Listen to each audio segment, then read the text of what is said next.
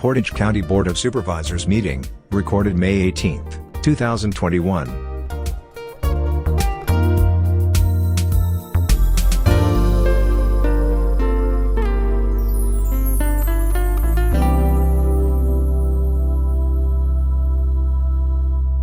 A dear friend felt I needed some stress relief and came to my house with this prayer. She also suggested that I share it with you. So I'm going to, and you may remember it. This is the full version of it. God, grant me the serenity to accept the things I cannot change, courage to change the things I can, and wisdom to know the difference. Living one day at a time, enjoying one moment at a time, accepting hardship as the pathway to peace, taking as he did this sinful world as it is, not as I would have it. Trusting that he will make all things right if I surrender to his will, that I may be reasonably happy in this life and extremely happy with him forever in the next. Amen. Amen.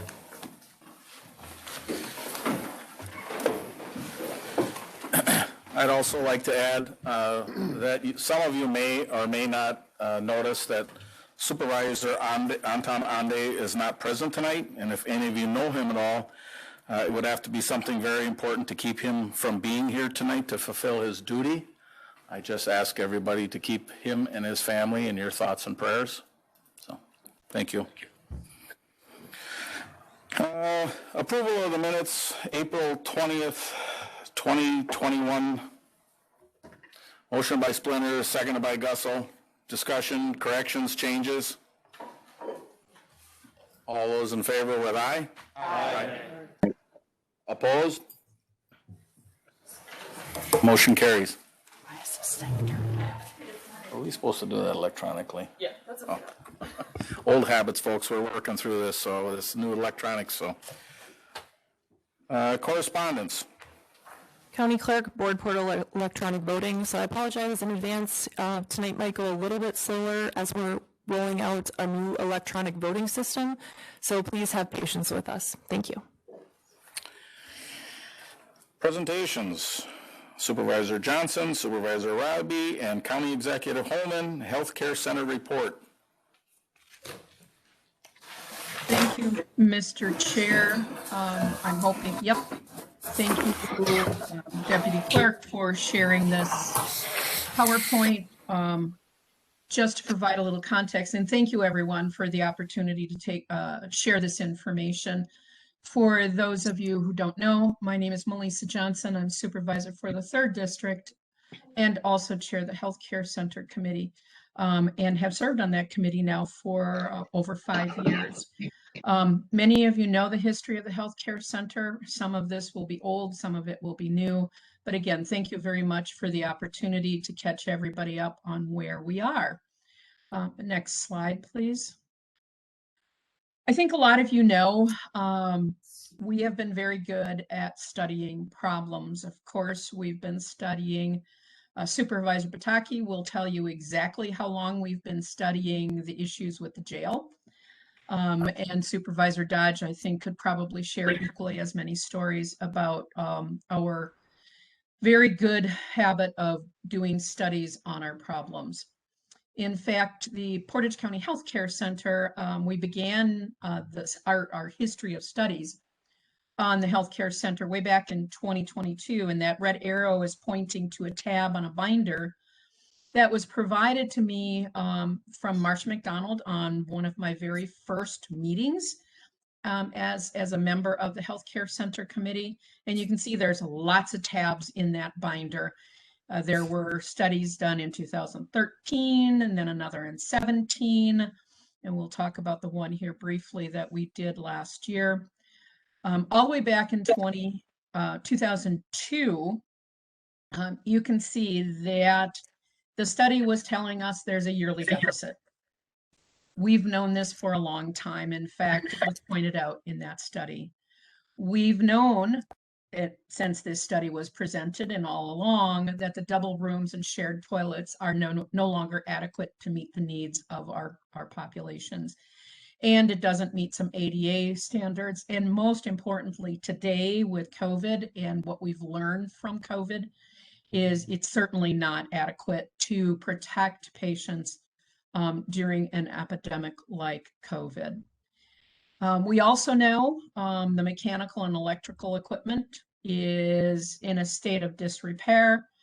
I want to, quick shout out to our maintenance department led by Todd Neufeld, and the way that they somehow magically take Band-Aids and keep that place running. I'm ever so grateful for their work, their ingenuity, and their ability to keep things running. And again, the list goes on. There's a lot of issues. We've known this since 2002. Next slide.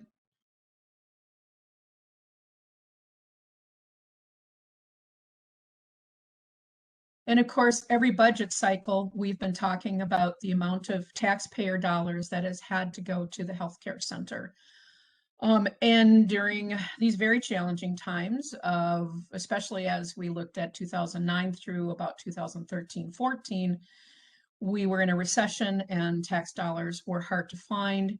And we certainly didn't want to hamstring any of the other departments that provide much needed services.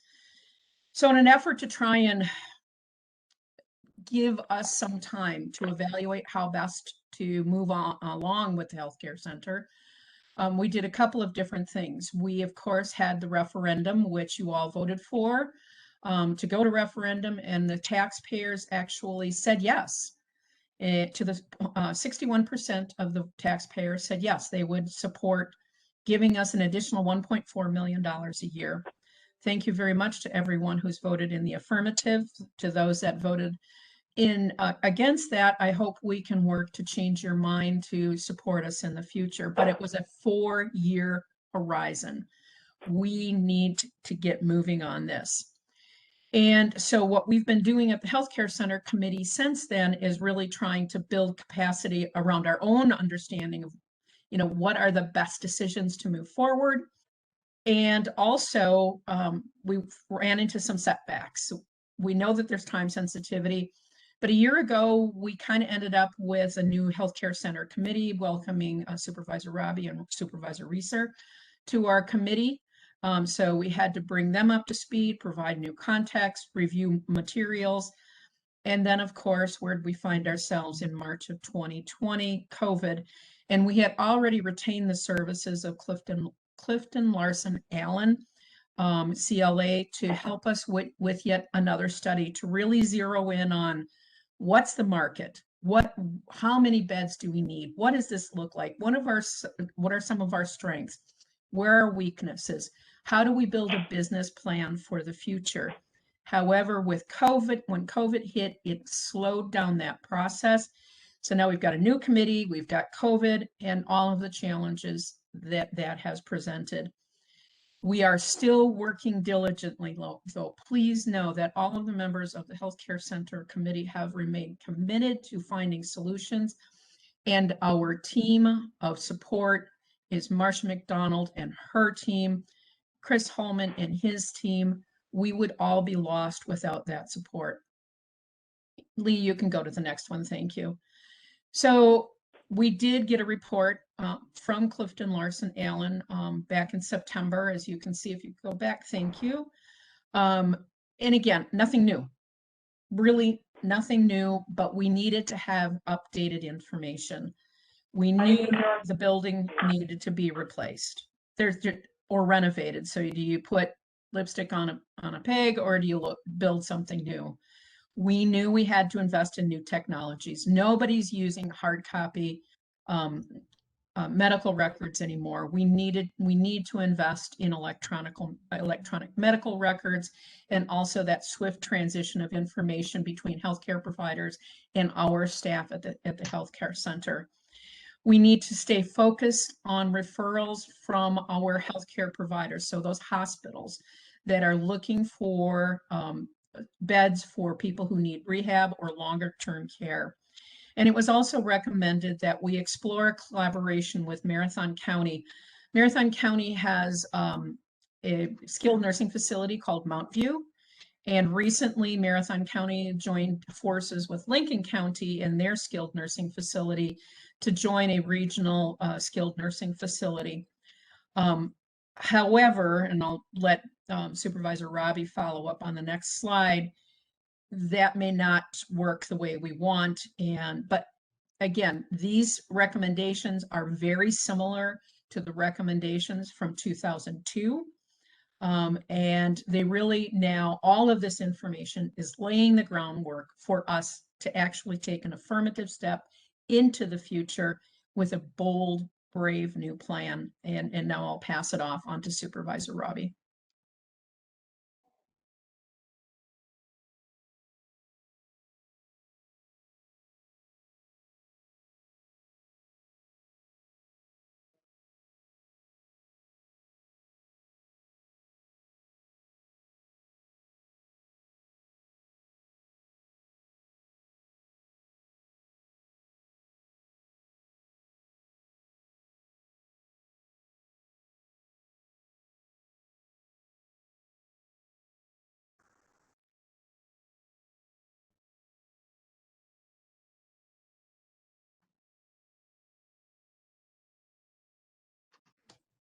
There we go.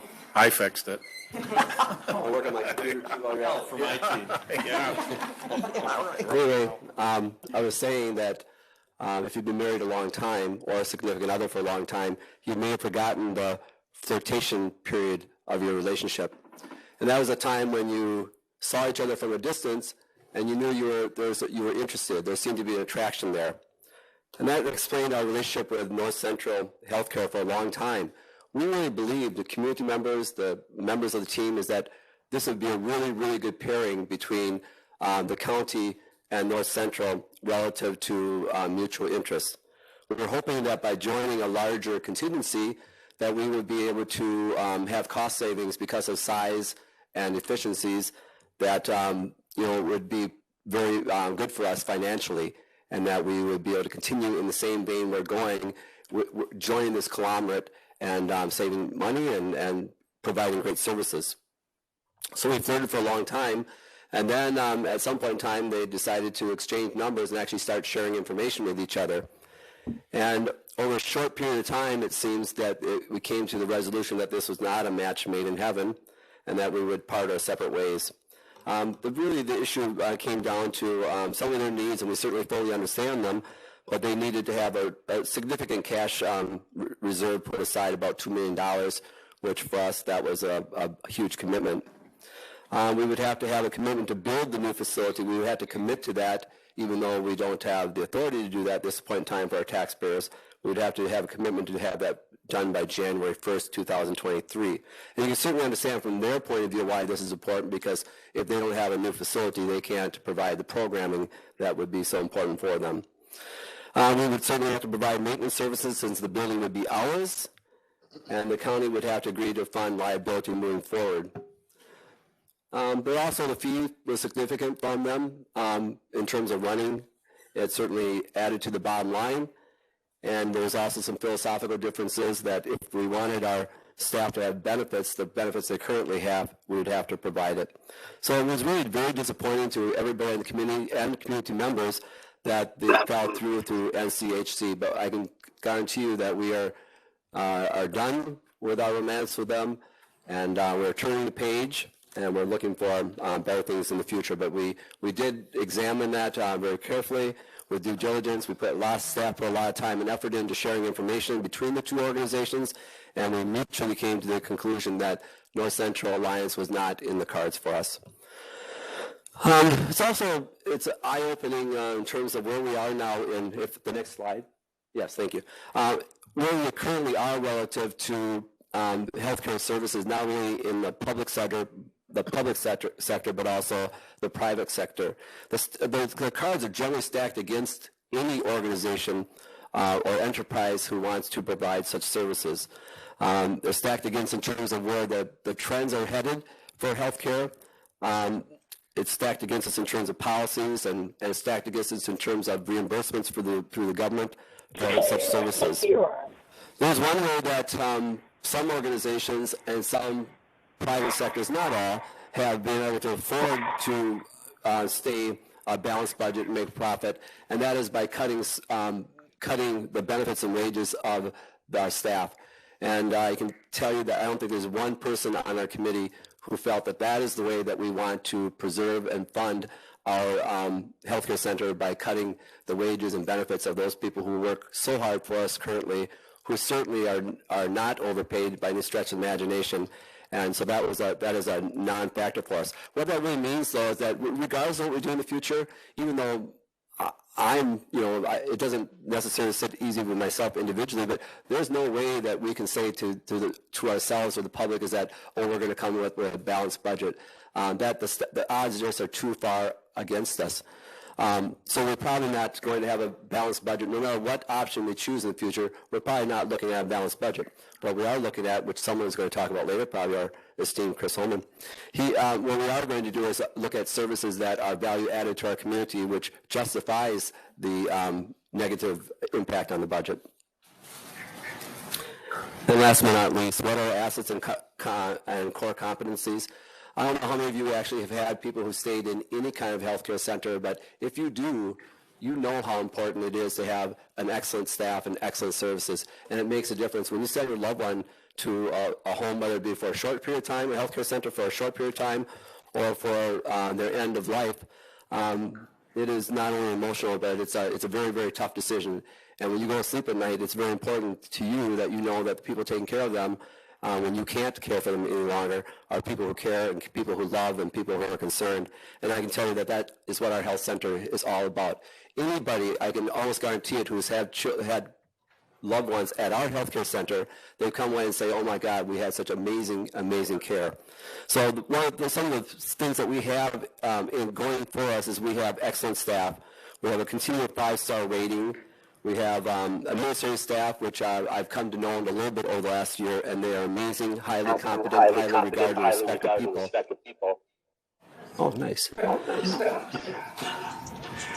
And we have a high staff retention due to... wow. So we're good? We're good. We got you. Well, no, it's still going. Anyway, we also have bad licenses, which we have control of, and we have the land which the facilities are on. And that concludes my portion of the presentation. Thank you.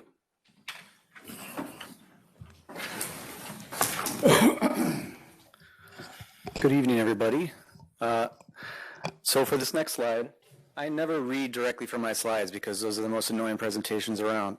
But it's good to have the bullet points. And in this case, the quote is, I think, one of the most poignant kind of statements I've heard that really accurately describes the industry and all the things that people are trying to navigate. And Robert Kramer is the one who wrote it, and he wrote it last month. So it's very up to date in terms of where we're at in the long-term care, nursing home, et cetera, industry. So what he says here is that the U.S. long-term care system, particularly in skilled nursing facilities, which if you ever see SNF or people call it, say, a SNF, they're talking about skilled nursing facilities, which has been exposed as deeply flawed, chronically underfunded, and in need of reform. And I would say that's at every level.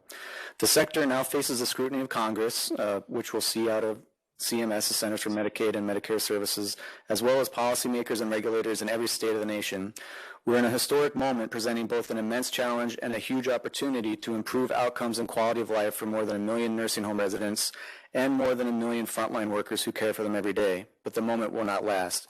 So he's really drawing everyone's attention to the fact that there's some real fundamental flaws to the system that need to be addressed. And Dennis and Melissa both spoke to it in the sense that you can do everything right in this industry and it still punishes you. And so you can find all the efficiencies you can manage to find, and you're still, you can run the best business possible, and you're still not able to get into the black. Or if you're able to get into the black, it's because you're a really large corporate entity who is spreading out all of your negatives across some of the positives you have in your portfolio so that you get close to breaking even or just, a little bit net profit. But even they are having struggles, and we've seen that here locally too with a facility in town that was owned by one of those corporate entities, and they had to sell off a bunch of facilities for these reasons. So what I'm starting to see in terms of our position in the community, but also trying to figure out what are the paths that people need to look at in order to try to figure out how to make this work for this period in time where we're waiting for a big demographic kind of bump to move into the phase of their lives where they're really going to be looking for these services. So I think what you're starting to see a shift in is where everybody used to compete more with each other. There's lots of articles and research where people talk about working with your frenemies, and I think that's the change in the attitude, in the sense that if we look at Portage County, or even just this where we are now in Stevens Point, and you think, okay, there's no one entity that can provide all of the services that people are going to need. So rather than everybody trying to duplicate services and compete on that level, figure out how can we complement one another, and that's the direction that we want to head in. So the general concept, and you'll see on the slides there, is that there's things that already exist in the world that we would be kind of trying to mirror. And the reason that's important is because anything we do has to line up with the regulations. And I think probably the only thing that's regulated more heavily than this industry is nuclear energy. Just to give you an idea of the scope of paperwork you have to go through in order to really just operate a facility. So there's inpatient rehab facilities. They provide more of an intensive, sort of new, creative ways to address sort of niche conditions that people are facing. There's also long-term acute care hospitals. Now, you don't hear about them very often because they don't exist in large numbers, but that sort of approach where you're even moving from long-term, because people in the world are no longer looking for a long-term move to the nursing home for the last 10 years of my life kind of situation. It's much shorter term. And that's not only what people are wanting to do, stay at home as long as possible, for instance, but it's also what managed health insurance and those sorts of industries are compelling people to do. They give you a time limit. You got your hip replacement, you can go there for rehab, and in 3 days you're home. And there's no ifs, ands, or buts about it. So recognizing those trends within the industry is also important because we need to do something that dovetails with that. On the next slide, talking about dovetailing our core competencies, which Dennis covered, is looking for an approach that's not currently being provided, and there's arguably a need for the approach. And I'll talk a little bit more about that in a couple slides, but suffice the picture that I'm trying to paint is that for the vast majority of people, some of the things that are dominant in the industry work for them, but there's a lot of people who find themselves outside of that situation, and they're like, what can I do? What's there for me? And that's the direction. Those are the people that we want to try to address a need for. So in that sense, we're not competing with other people. We're providing services for people who need them, and we're really trying to create a scenario and a suite of services through our healthcare center that fills a need that benefits everybody. So as you see, just in general, the general push is to move away from the skilled nursing facility as it's been traditionally understood and move more towards a version of a community-based residential facility, or a CBRF. So the end result is it's not a skilled nursing facility, but it's also not like an assisted living facility. It's a hybridized version of that, so that you have the ability to have more of an assisted living setting, but you're very close to a skilled nursing environment, so that the ability to monitor you and your condition is immediate. You're not going to be overlooked for a day just by virtue of staffing not being able to check on everybody all the time. What it does is it helps to keep people out of the hospital, this approach I'm talking about, which is a big deal because the hospitals don't want people coming into the emergency room and getting readmitted through that process. It's not good for the resident or the patient. It's not good for the hospital. It's not good for anybody, the way that works for when those sorts of things happen. It also recognizes that there are people who, for lack of a better phrase, are kind of falling through the cracks. And maybe sometimes they manage to work through that, but a lot of times, and we know that these patients exist in the world today, a lot of times they deteriorate when they go from a more skilled nursing environment to something that's more relaxed and more of an assisted living facility. And so if their condition does start to deteriorate and it's not caught in time, that could be a real net negative result for that individual. So the hybrid model, we don't know what to call it yet, but we'll be working on that. But the emphasis I want to make here is that it's complementary to the services that are being provided in the community. And it'd be like a transitional step between these different spots that I'm talking about. And what you often hear discussed when people are trying to figure out how do you create a new model is they say we need a continuum of services so that people, when they're this age, they enter our services here, and then they progress through their life through each step of the services we provide.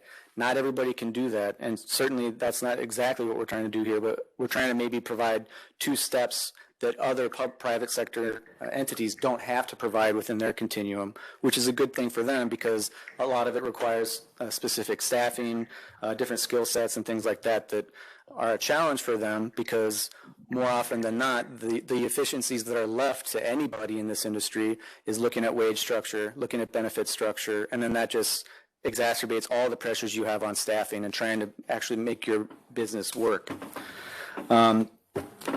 So I already know that we know these patients exist. We are going to meet with some health insurance companies just to kind of make sure we're talking with them and vetting the idea to say, like, how would this look to you so that we have that end goal in sight, but we're not forgetting that we have to work with insurance companies. We have to work with hospitals and everybody else and make sure that everyone can see themselves in the concept as it moves forward.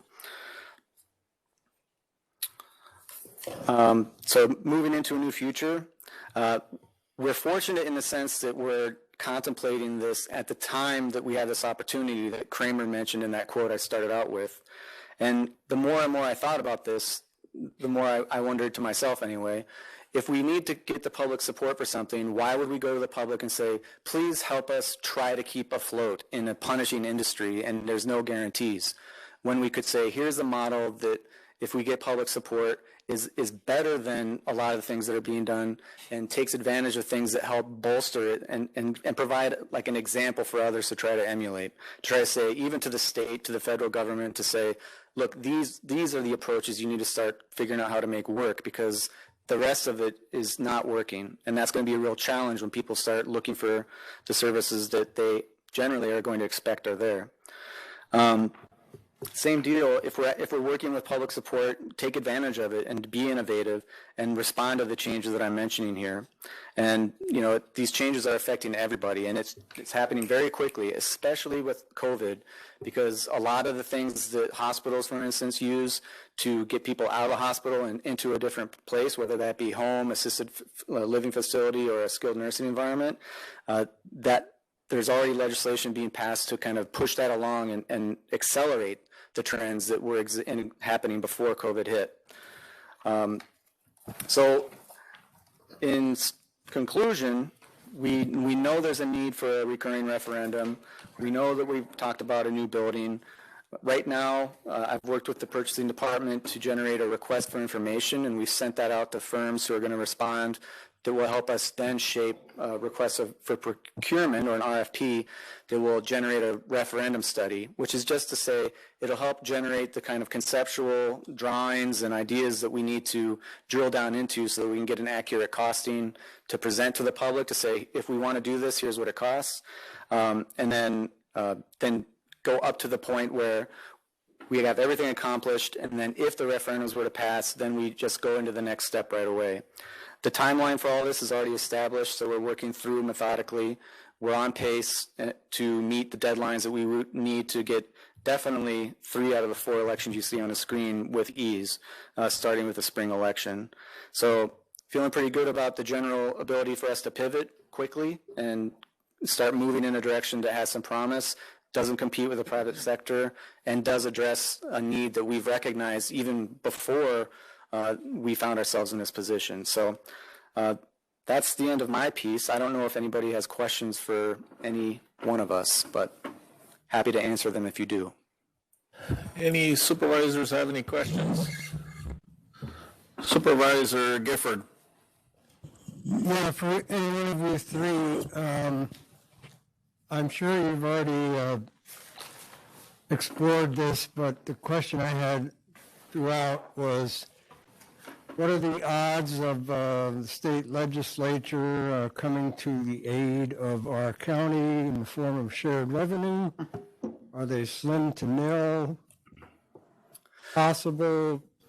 Well, the shared revenue question is a bigger budget question, probably for municipalities more than counties. I think that the shared revenue I would expect to see be about the same for counties. So I don't think they're going to increase it dramatically based on what I'm hearing.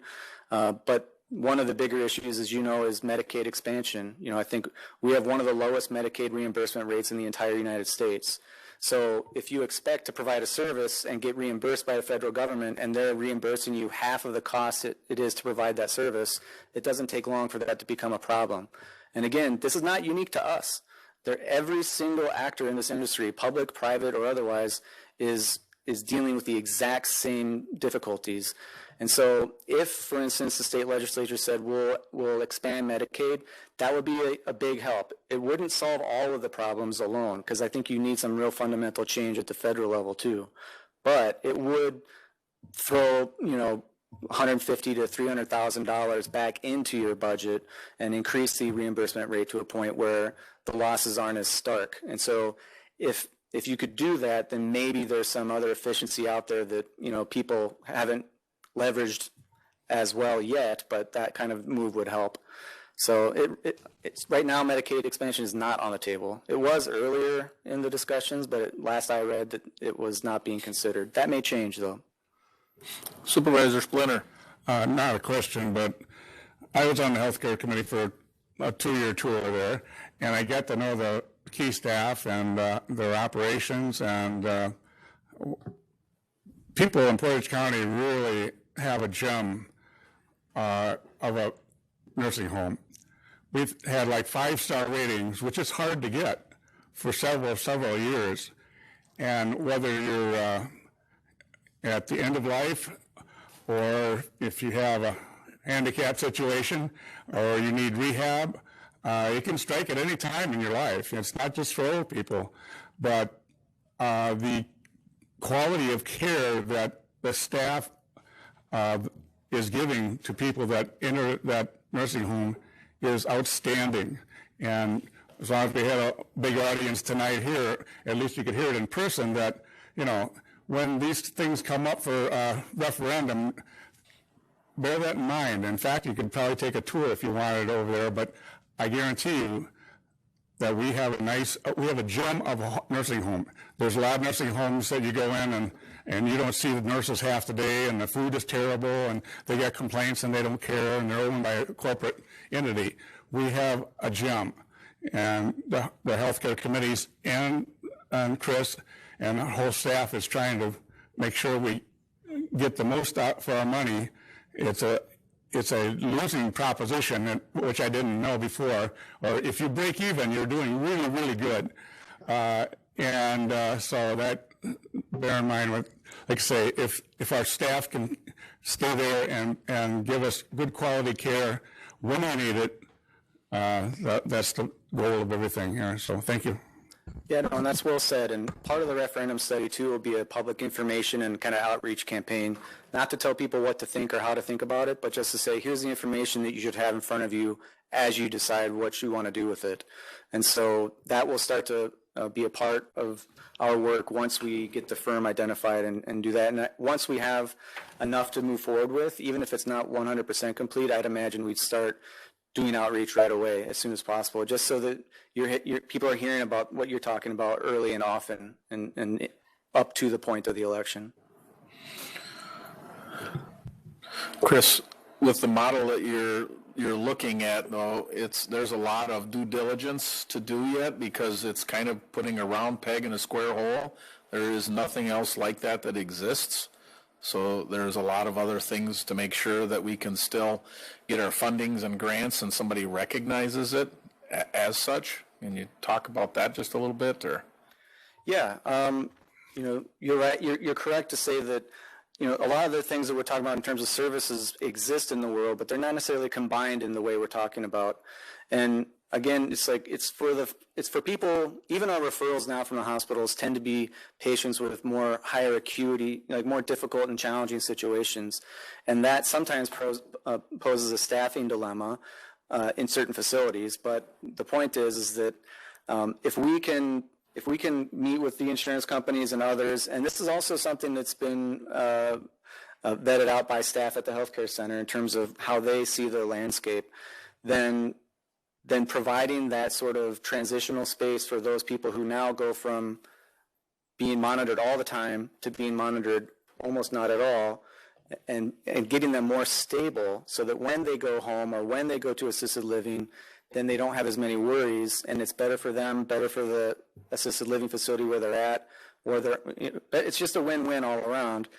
And I'll certainly be reaching out to our health systems in the area, Spires and whatnot, to talk about this with them as well, because they'll be our referral sources as they are today. And so it's important that they also see themselves in the sort of things that we're talking about. So we'll continue to, take the square and shave off the corners to get more rounded, and then from the past, then we'll just kind of push it through. Anybody at Supervisor Matt Jakowski? We're talking a square peg in a round hole, and we're talking facility. Are we thinking of a size of a facility now, and just to try to wrap my head around it? And would that facility be half skilled nursing, or and those are maybe questions we don't have answers for, but what's the direction we're heading, I guess? Sure, that's an excellent question. So sitting down with Marcia and talking with her, and we'll be discussing this at the next healthcare center committee, because just every month we pay $170 per bed license. And so right now we hold 70 bed licenses at that facility. But the last time we had 70 people in there as a monthly average was 2017. And so we've been paying for bed licenses we haven't been using because it's just been uncertain, like, where's the census going to head? With this direction, we know, okay, let's move towards what Marcia would describe as 2 16-bed pods, which would be some of your longer stay, skilled nursing type treatment, along with the rehabilitation that is really the big push in the industry, people post-surgery, hip, knees, things like that, and then have an 8-bed pod that would be this hybrid sort of transitional step where people can go from our facility through that to home, or not the hospital, but to their assisted living facility and back and forth. And so we're providing something that keeps them out of the hospital, which is good. And so the resolution that will go before the committee is saying to drop from 70 down to 48, because we're talking about 40 beds, but then knowing that if there's a point where we'd expand, that having those 8 just to work with would be useful. And I should also say that there's a lot of open-ended questions still about other aspects that we see in the industry, like telehealth or in-home care. Are those things that we would want to get into? If so, what does that look like? But that's not the big push, but it's definitely something you want to be positioned for so that if there's an opportunity, you can take it. And our census now is around... It's been in the mid-30s. Mid-30s. Yeah, part of that's due to COVID. A lot of it's due to COVID, and a lot of it's due to, during COVID, a lot of people did not want to go to a nursing home. I mean, yeah, exactly. So, and it should be said too, we had one asymptomatic case of COVID-19 throughout the entire pandemic to date, which is unheard of anywhere in the country. So everything Dennis was talking about in terms of staffing and infection control and all the things they did to make sure that we kept that virus out of that facility is 1,000% dead on. Okay, thank you, sir.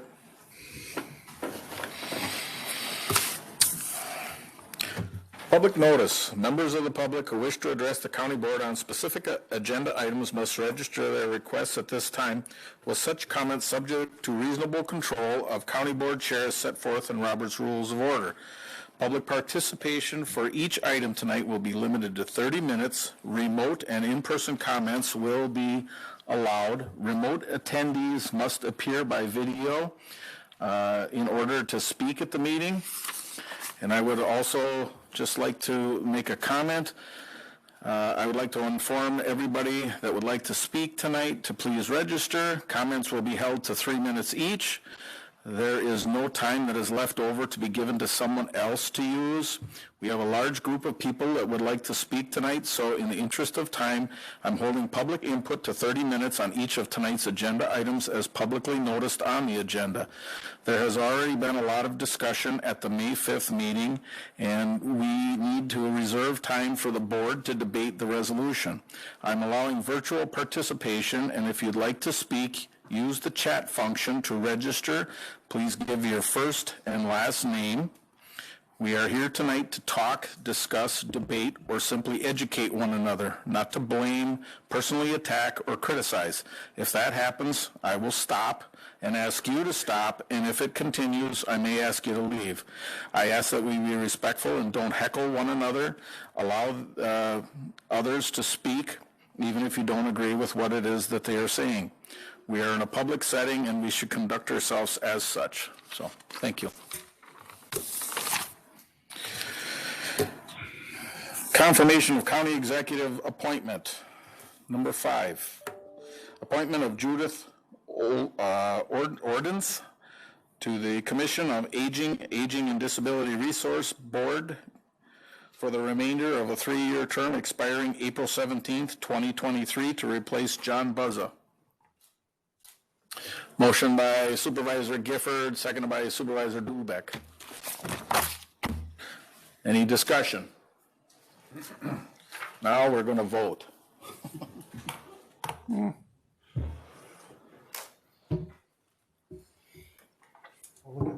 you should see on your screen vote. All those in favor vote yes, those opposed no, and then save or abstain. Don't see it. Supervisor Barry Jakowski? Yes. Yes. Does.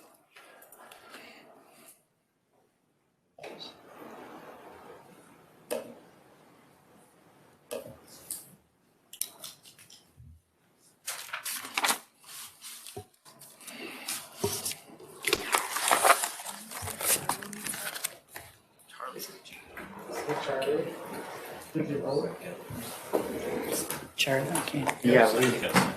Supervisor Gifford? Yeah, question for the clerk. You do have to hit that save button, otherwise it's not registered, right?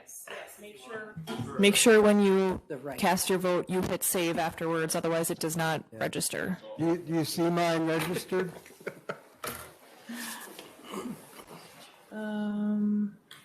Yes. Cool. Thanks. Good job.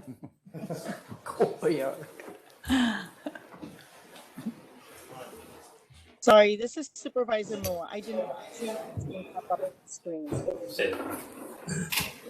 You didn't see the pop-up screen? Yes, I did not see the pop-up screen. No, just take hers. Can you just cast your vote verbally? I can enter it in. Yes. Thank you. Want me to just read the other names off that I haven't gotten a vote for? Supervisor Neville, what is your vote? Yes, okay. I saw her Just say like the little yes. pad once in a while, Charlie. Supervisor Rakowski? I did vote. You did? Yeah, What's your vote? Because it didn't come it was through. yes. Supervisor Pataki?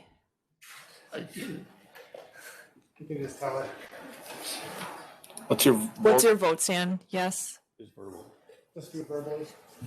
Yeah. Thank you. Sorry, it didn't come through, so I apologize. Supervisor Medine? Yes. Yes? Okay. Supervisor Gussel? Yes. Yes? Okay. Am I waiting on? Supervisor Zastro? Yes. All right, so we have 24 in favor, 1 excused, appointment approved. resolutions and ordinances? Number 6, Portage County affirms the constitutional rights of its citizens. Resolution number 106, 2020-2022, submitted by the Executive Operations Committee. This resolution affirms Portage County's commitment to uphold the Constitution. And we do have a number of people that want to speak. I'll put it on the floor. Take a motion. Motion by Supervisor Soik, seconded by Supervisor Splinter. And we're going to go back and forth between the people in person as well as the people online. So the first person to speak, Becky Crescent. Testing. Okay. First, we'd like to thank you for hearing all of us tonight.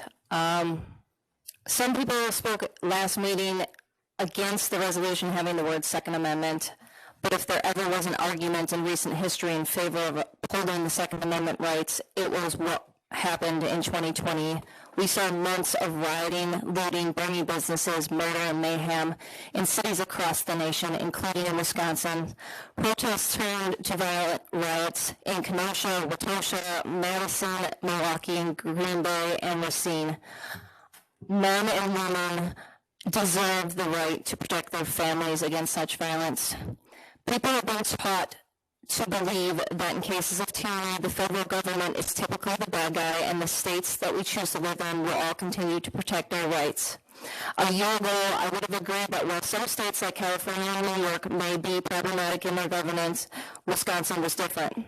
But this past year, I have been appalled. Our Wisconsin state government has punished people for attending church, which is freedom of religion, for gathering in groups, right to peacefully assembly, for speaking out in objection, freedom of speech, for demanding government to listen to the people, right to petition, and stated that the governor alone decides which press may report from the Capitol, which is freedom of press. All of these are First Amendment rights, and those are just examples of one amendment that was under attack in the last year. Cherished ideals and liberties that so many have died to protect are now constantly under attack. So I ask, who then protects the people when the state becomes the tyrant? What is the next level of government to whom we, the citizens, can turn? The answer is the county, and that's why this resolution is in front of you. With the federal and state governments proving that they are unable to effectively govern, the county are the next line of defense for the people. And because of that, nationwide county boards are taking up these resolutions to draw that proverbial line in the sand and declare that rights, freedom, and liberty need to be upheld. A constitutional rights resolution demonstrates to the people of the county that their Board of Supervisors stands with the people and in support of the Constitution, and that they take the oath of office seriously. Resolutions like this one are a trend now sweeping the nation. Almost half of the nation's over 3,000 counties have passed these in the last couple of years. In Wisconsin, 19 counties have passed, including Wood County in December, Shawano County in April, and Waupaca County passed theirs just today. In fact, the vote this morning was unanimous to pass it. So I'm asking that each of you vote yes to declare, not pledge, to uphold the constitutional rights of your constituents. Thank you. Lee? Somebody call it. Yep. Online, we have Janway.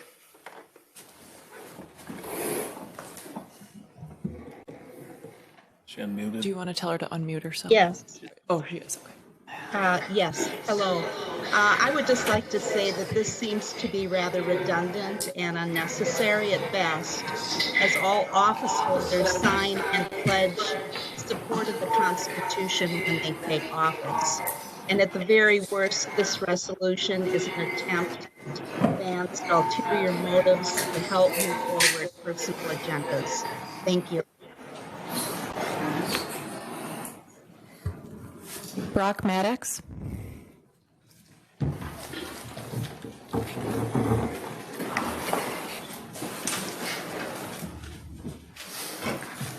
My name is Brock Maddox, and I'm the president of the Freedom Fighters of Central Wisconsin. On behalf of our 4,300 members, we are in strong support of this resolution today. Every one of our constitutional rights are dear to us and the American way of life. But none more important than the Second Amendment. Because if our Second Amendment fails, the rest will fail. From the Encyclopedia Britannica. The Second Amendment to the Constitution of the United States, adopted in 1791 as part of the Bill of Rights that provided a constitutional check on congressional power under Article 1, Section 8 to organize, arm, and discipline the federal militia. The Second Amendment reads, a well-regulated militia being necessary to the security of a free state. The right of all the people to keep and bear arms shall not be infringed. The Second Amendment was envisioned by the framers of the Constitution as the true palladium of liberty. Affirming our constitutional rights is a step in the right direction for our county to pledge and abide by. They are rights given to us by our forefathers of this great nation. From the founding of this great nation until now, we the people have fought to preserve these rights.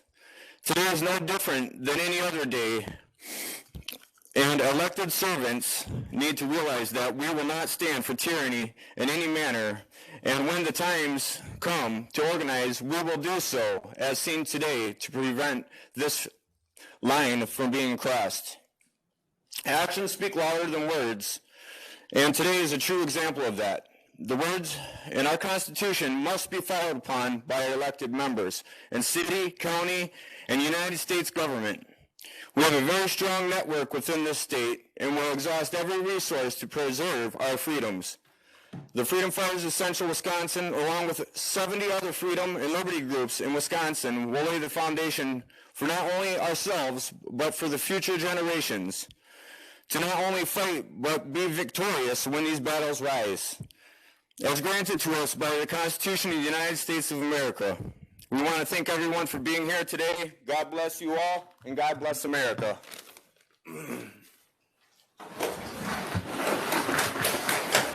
Lee, do we have anybody else?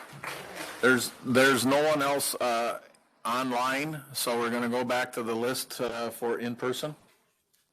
Stephen Ellis.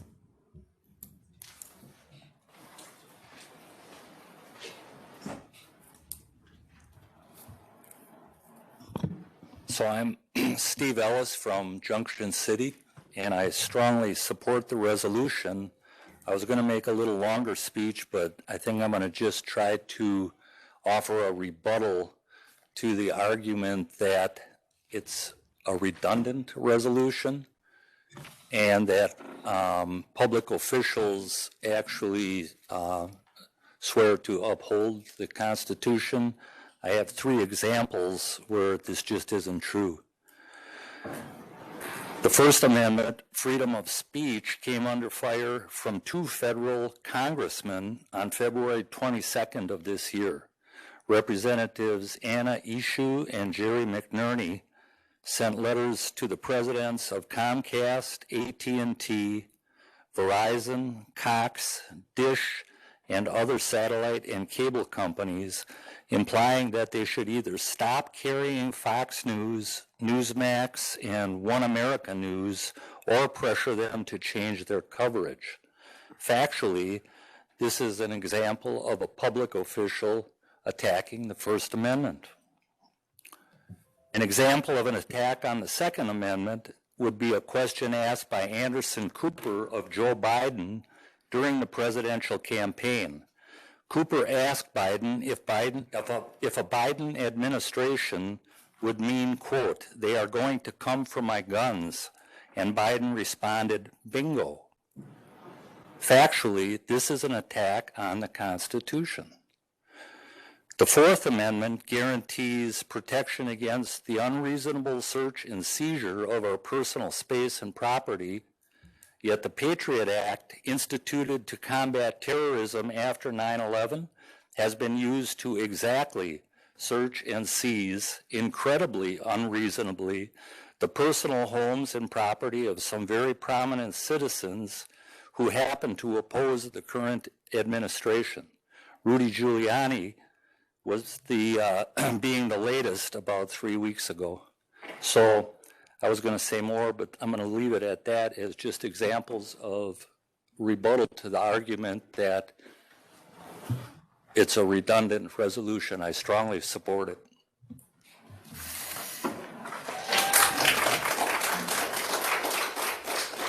Robin Falk.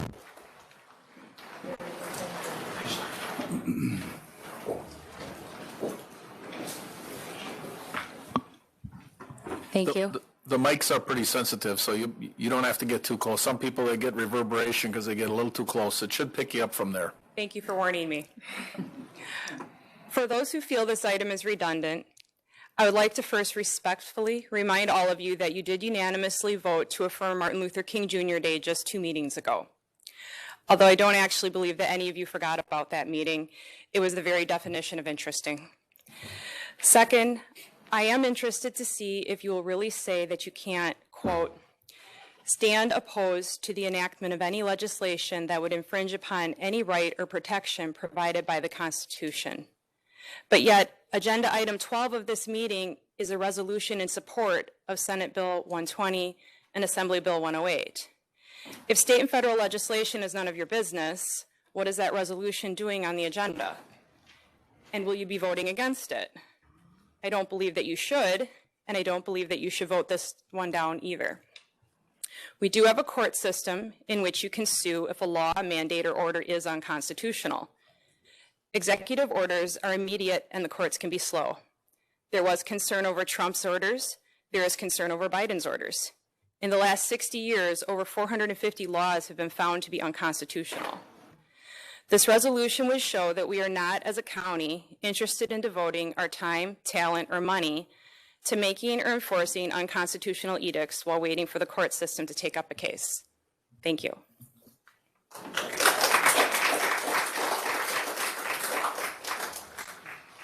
David Iden.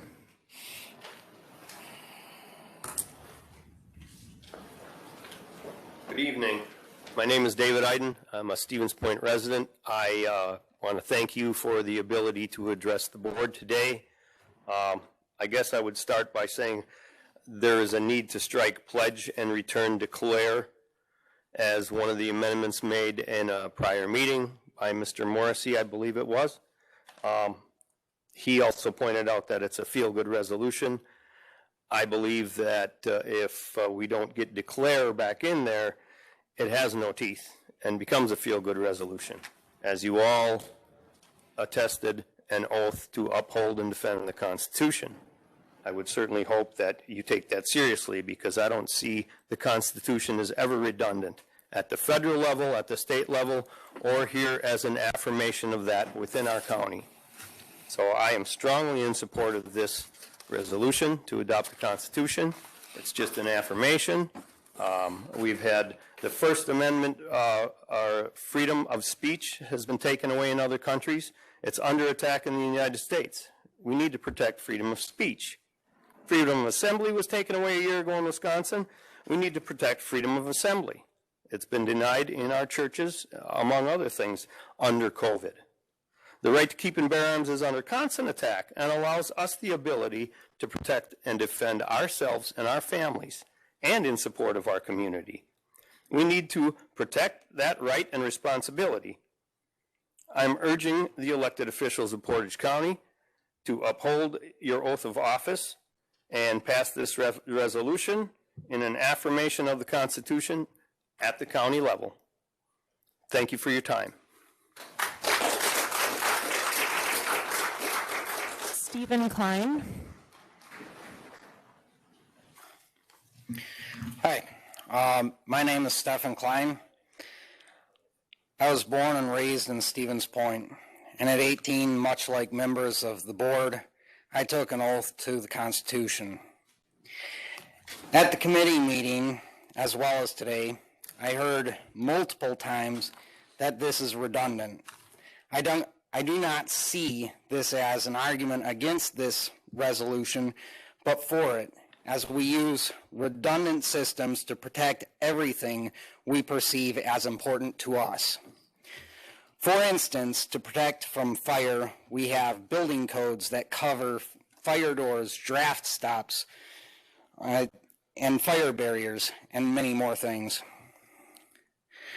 We install sprinkler systems, fire hoses, fire exits, and egress windows, yet we still want a fire department.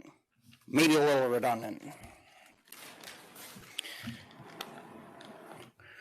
We have seat belts and airbags in our cars, yet make our frames to fold like an accordion.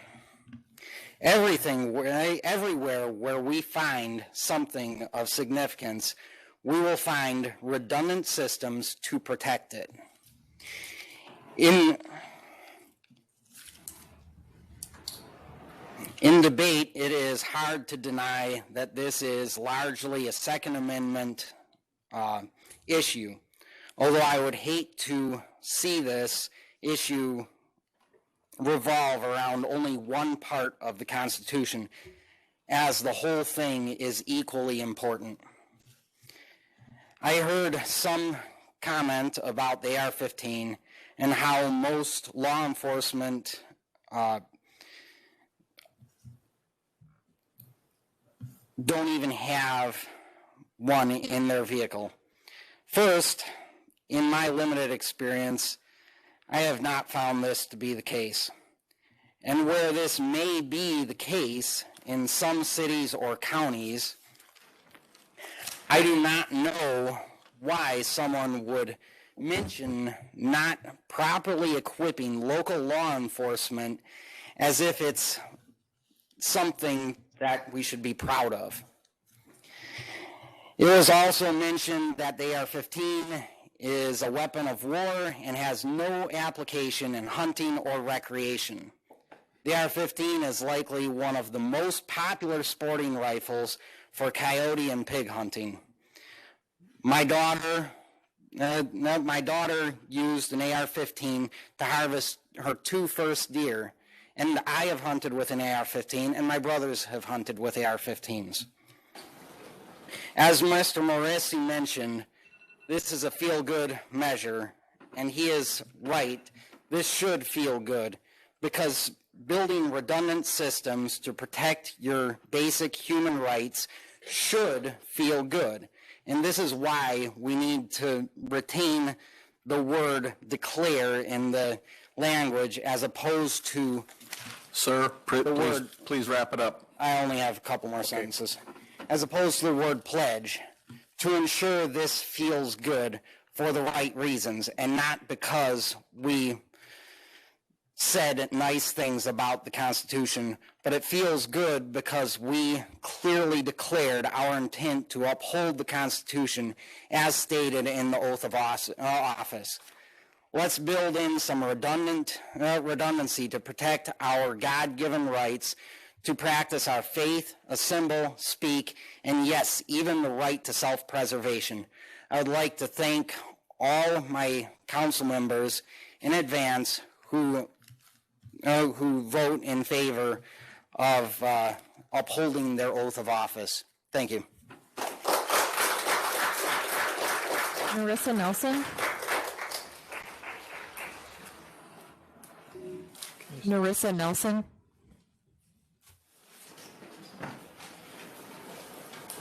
She be in another room. It's right there. Oh. That didn't count for part of my 3 minutes. Greetings, my name is Marissa Nelson. I am a resident of Stevens Point. I'd like the board to consider actually 2 comments that I have about this particular resolution. The first is I would encourage the board to vote against this resolution for a few reasons. And one is that I honestly don't even understand the purpose of it. And because there's nothing that's being taken away in terms of rights. So it's confusing to me when I read this, why this even came to be. I don't understand what the perceived threat is, nor do I understand what the sanctuary is. Sanctuary from what? A few people have said that this is redundant, and I'd like to point out where it says protection provided to the people of Portage County by the Constitution and the Bill of Rights, including the Second Amendment, is redundant. The Constitution already includes the Bill of Rights, and the Bill of Rights includes the Second Amendment. So it is, in fact, redundant. So those are the reasons that I would ask you to vote against this. If you decide that you are going to vote for this, I would like to suggest that since this resolution sort of already carves out a special privilege for those who are wanting to keep the Second Amendment, that you also include all amendments and add to the sanctuary for LGBTQ people, same-sex marriage, trans people, women's reproductive rights. And if you're not willing to go that far, then you should vote against this because, again, it carves out a special privilege. And in addition, you can also add that the county be a sanctuary against any and all federal or state laws or regulations that would restrict citizens of the county from voting, such as reducing the time for early voting, voting by mail, reducing the number of polling stations, and reducing the hours for voting. So again, I'd ask you to think about those two things. You're simply looking at a resolution that carves out special privileges for a certain group of a right that is not being taken away. And if you're going to include the rights for a sanctuary county, then I think you should include all those other things. Thank you. John Seacosh.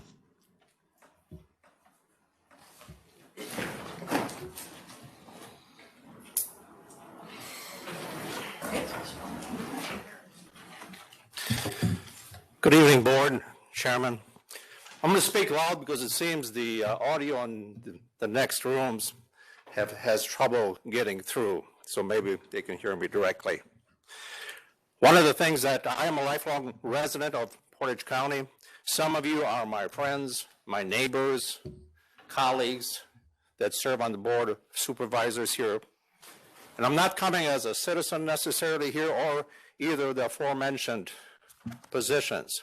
I'm rather coming as a member of the clergy, a member representing the faith community of Portage County. I don't believe this has been addressed previously. I'm coming representing the moral values that have been established in this country since its founding. As you recall from your civic lessons, if you're fortunate not to be a victim of this woke culture, that in 1620, before the Pilgrims even left the ship Mayflower, they signed the Mayflower Compact. And among the first elements that was important to them was religious freedom. Unlike my predecessor who just spoke, this is much more than a Second Amendment issue. This is an entire Constitution as it was originally intended and written issue. And specifically as we are dealing now with an attack on our religious issues, specifically in church services and ministers and priests being arrested, not only in the United States, but in our northern neighbor who also follows socialism.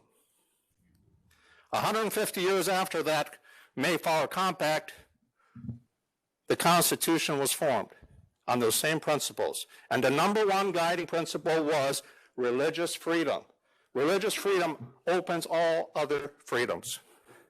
Our foundations are on this premise.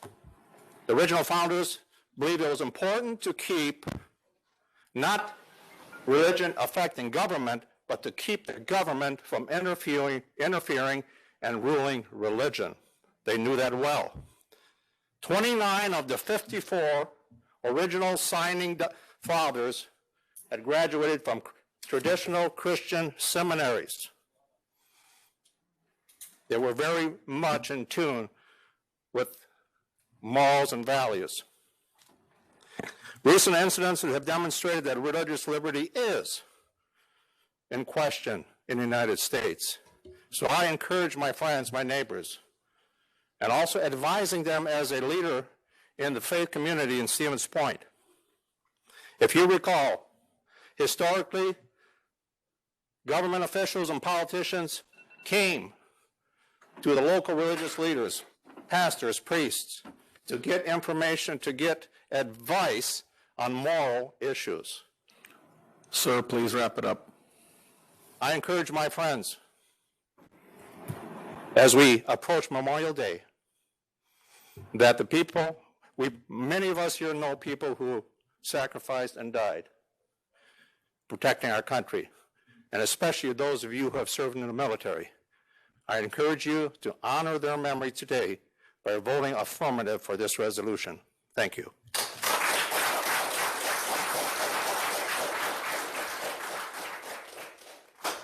Pam Lloyd.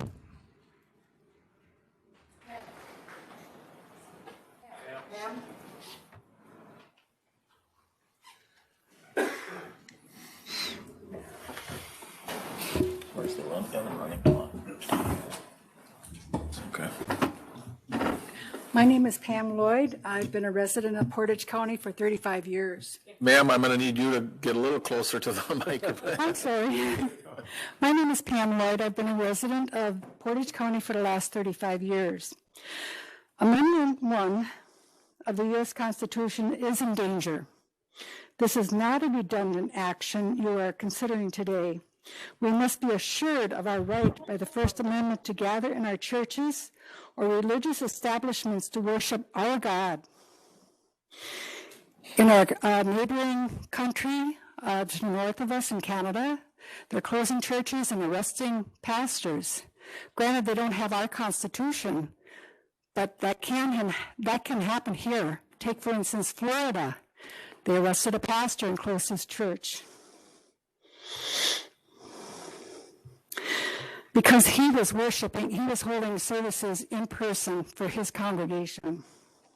We can't let that happen here. We must grant a constitutional resolution here in Portage County. Thank you.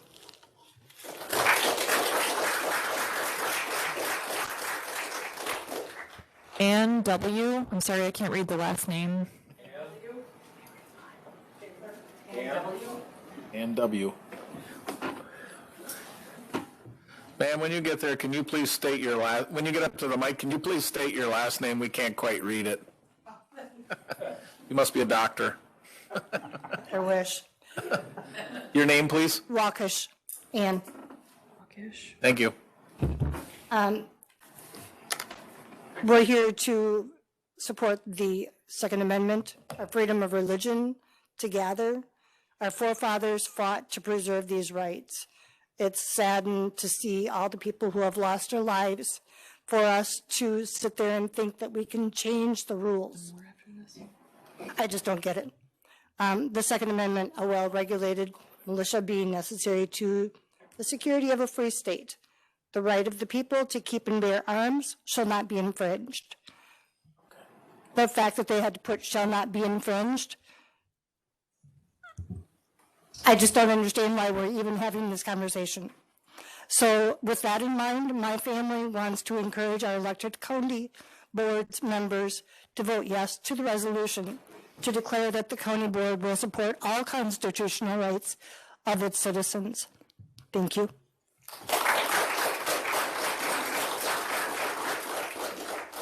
Patrick Eager?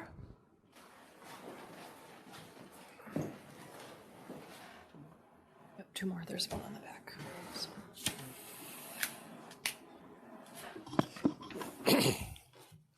My name is Patrick Eager. Can you hear me? I think so. I am a business owner in Portage County. My son is a business owner in this county as well. My daughter and son-in-law are also business owners in this county. At the last meeting that we had, someone made the comment that businesses would not want to come to a county that was a constitutional sanctuary. I find that almost absurd, that I would think that we would want to leave a county that didn't protect our rights. The businesses that are in cities that have lawlessness going on are fleeing by the droves right now, looking for places to go where they won't be interfered with. Preserving the Constitution is a basic safety for our own economic survival in this county. People have talked about it being redundant. If we didn't need some redundancy, we wouldn't need speed limit signs every few miles down the road, because we would all know what the speed limit is. But obviously, some redundancy is needed. By voting to protect the Constitution, you vote to protect the citizens. You also took an oath. We've talked about that. Several people have made comments about it. I took an oath once, and I know that there were some very serious repercussions if I violated that oath, or if I decided suddenly that I didn't need to pay attention to that oath anymore. We've had folks that have said that none of our amendments are under attack and we're not going to lose any rights. But as some of us have already spoke here tonight, our rights are under attack, and we do face the dangers of losing them. For anybody that thinks that our Constitution is not important, I strongly urge you to go and travel to the countries that I've traveled to, both while serving the United States and on leisure, and live for about a year in one of these countries that does not have the rights that we have, then come back, look me in the eye, and tell me that our Constitution is not important, and I'll be glad to change my opinion for you.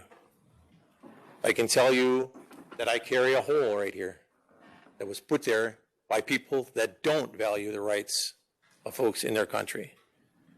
And I can tell you that men like me will have a dozen more holes in us before we'll ever turn our back on the Constitution.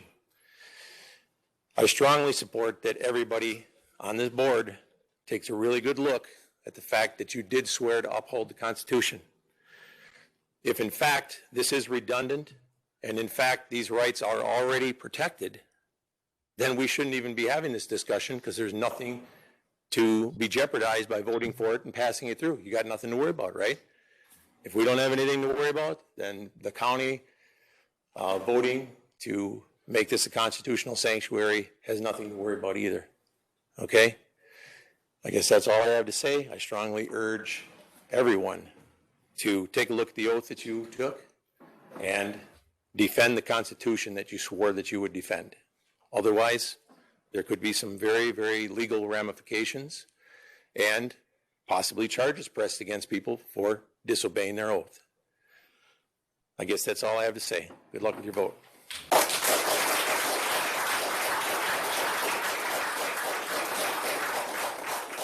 Jane Johnson. Jane Johnson.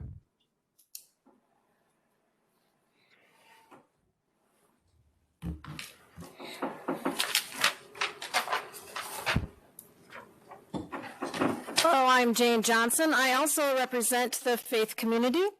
As elected public servants, I'm grateful that you take an oath to uphold the Constitution. We all believe in the Constitution and what it means. We do seem to have some different understandings of what it means, which is part of the reason we have courts and justices and legislation to clarify the meaning of the Constitution when we disagree. But our different understandings bring us to resolutions such as Superintendent Strike brought forward. In its original form, the resolution manifested division, as witnessed at the Executive Committee meeting held a few weeks ago. It is clear that our neighbors are afraid. The number who has shown up here tonight shows this fear. Their fear needs to be heard. I do not share these same fears. I do not fear that my religious freedom is being revoked. As a leader of a faith community, we found different ways to gather since March 2020. Not a week has gone by that we haven't gathered. We have not gathered in person. We have gathered differently, and we did so willingly for the sake of the health of all others, even though there has been personal cost, even though it has been hard and challenging. I do not share my neighbors' fears, but their fear is clear. And your actions tonight should serve to bring them some assurance and to remind us all of our communal belonging to one another, and to remind us that my freedom to swing my fist ends when it strikes my neighbor's face. The amended form of Superintendent Strike's resolution that was crafted at the Executive Committee can be a unifying document, reminding us all of who we are and who we can be together, affirming that we do all live under one Constitution.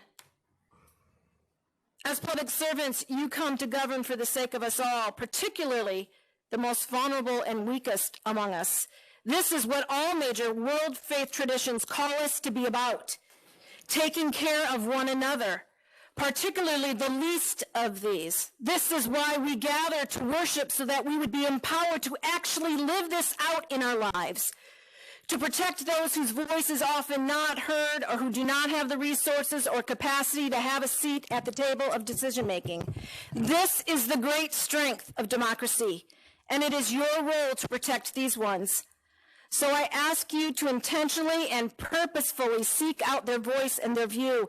I am so glad to see items number 9 and 10 on tonight's agenda.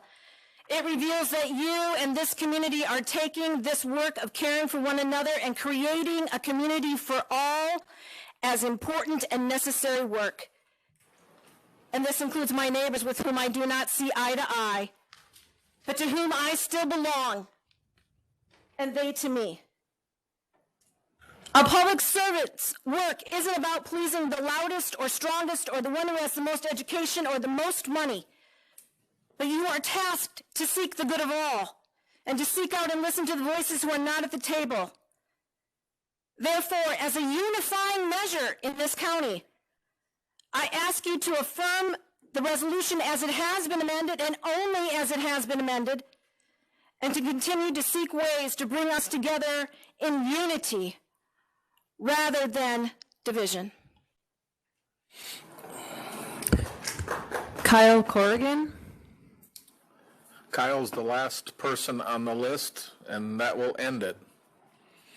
We will take it up on the board floor after that then. Kyle, you're batting cleanup. Thanks for the opportunity to speak here. I'll be brief. I support this resolution. I think that, unfortunately, over the last year, a lot of people have been robbed of their common sense, their critical thought by this pandemic, as it's been played out in the news media. Unfortunately, there's been a lot of executive orders, mandates, county decisions made by supervisors that I believe that's been done hastily. So without us being able to utilize the Constitution, look to that as our guide, this is what's going to happen, is we're going to end up having measures drawn up, whether it be by municipal, county, state, or federal officials that are creating mandates hastily. So I support this resolution, but there are other issues going on in our county here that I'd also like to address specifically with my supervisor later. But in regards to this, I ask that you support it. Thank you for your time.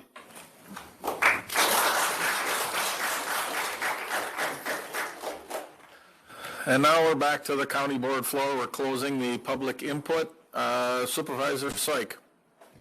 Thank you, Mr. Chair. Well, with what we've heard tonight, I would like to take and propose a change to this resolution, and that would be getting it closer back to its original. Don't worry, I'm not adding Second Amendment at the end, and I'm not adding in sanctuary.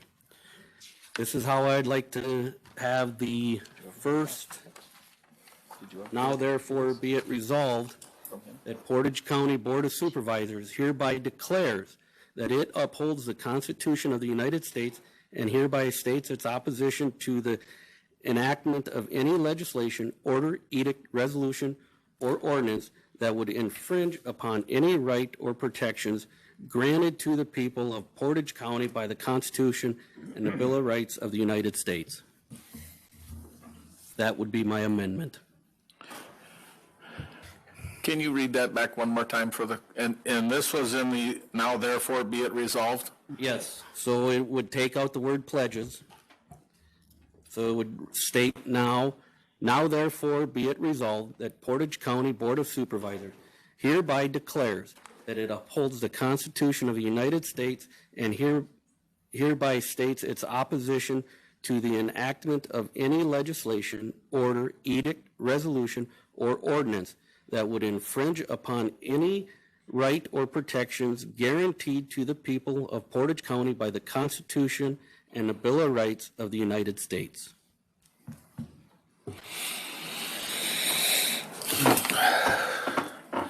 A motion by Supervisor Soik for an amendment. Second by Supervisor Splinter. Discussion.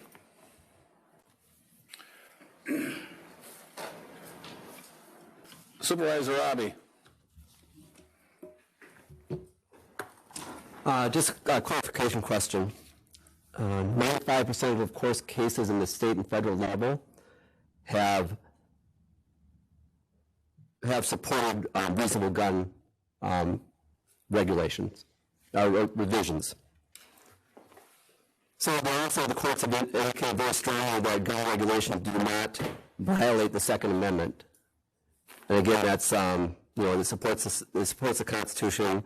It affirms that the Second Amendment is primary, but it also says that reasonable regulations by the state and federal government, 95% of cases have supported that.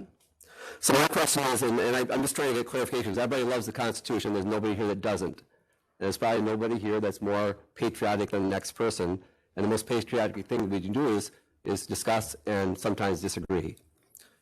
And I've also traveled the world, and I've been to a lot of places, but I would never want to go to a country where elected officials, if they decide to vote against a resolution, would be somehow charged or in violation, because that is not American at all, in my opinion. So my question is that if the state or the federal government would make a restrictive gun law or a regulation, by what we're saying here tonight, and I agree with almost everything, but is it saying here tonight if there's regulations by the federal government or our state government that our county would say, no, we don't abide by that? That's my question. Supervisor Syke? That question's directed towards me. Yeah, it's your resolution. So, okay. Yeah, thank you. Yeah, you're absolutely right. You're absolutely supervisor. This is not a resolution for the Second Amendment. This is a resolution for the Constitution. Not some of the Constitution that we like, not some of the Constitution that we think should be enacted, and this is for the whole entire Constitution.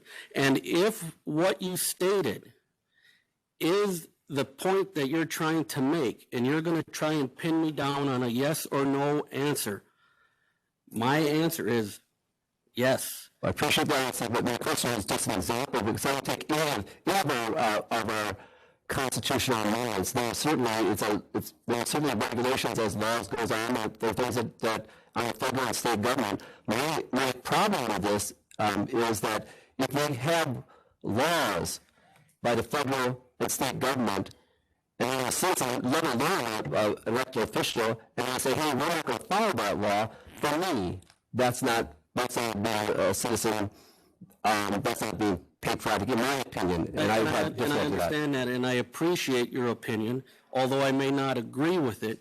We have countless examples in our past where laws were made that were unconstitutional. Look at our Jim Crow laws in the South. Would you agree with those? Well, I get your point, and I respect your point as well. However, that says you don't cherry pick the things that you want to support or not support. This is my first statement. There are things that will come down that... Dennis, can you back off the mic a little bit? They said they're getting reverberation in the back. Okay, I'm sorry about that. Again, I don't think we cherry pick. If as a citizen, I'm going to follow state and federal law if laws are passed, because we are a land of laws. And I don't think we can just say, my interpretation of the Constitution may be different, and therefore we believe that we will never abide by that. And I would like to remind you that you are not here today as a citizen. You are here today as a county board member. And as you just stated, you would not like to cherry pick of anything that you like or don't like. And yes, there may be some things that you don't like that are constitutional. But taking your oath, you almost have no choice but to support this. I strongly disagree. I probably will support it, but I'm saying that in the categories, you're saying that you're not going to abide by federal law. And that's going to happen down the road. Let's ask this question. Which federal law? I'm going to ask you I'll direct the questions to the chair now. I allowed the comments back and forth, but... Point of order, though, Mr. Chair, and I didn't want to interrupt Supervisor Robbie or Supervisor Strike, but I think we're getting into debating the whole resolution. There's an amendment on the floor, and we should be working on discussing and debating the amendment only. We shouldn't be getting into the whole... Point taken. Supervisor Moore, then Supervisor Gifford. Thank you, Mr. Chair. As the amendment that's on the floor, I'd like to amend the amendment to also include in there that Portage County, put the equally uphold the Constitution, and hereby states its opposition to any enactment or legislation that would infringe upon any rights or protection provided to all people of Portage County. And then I would then add, right before the now therefore, add a whereas Portage County Board of Supervisor values all citizens, including the most marginalized and most at risk. If we're talking about the protection of the Constitution, we are talking about all 10 amendments. If we all are saying we're going to uphold the Constitution, George Floyd would not be dead. Deontay Wright would not be dead. Breonna Taylor would not be dead. So if we're going to uphold the constitutional, we're going to uphold the Constitution. Let's do it for all citizens, especially those most marginalized and those most at risk.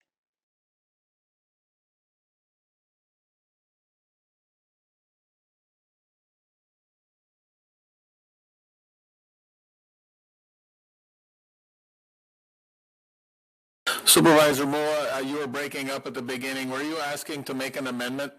Yes, I was asking to make an amendment to the amendment and add in addition to the amendment.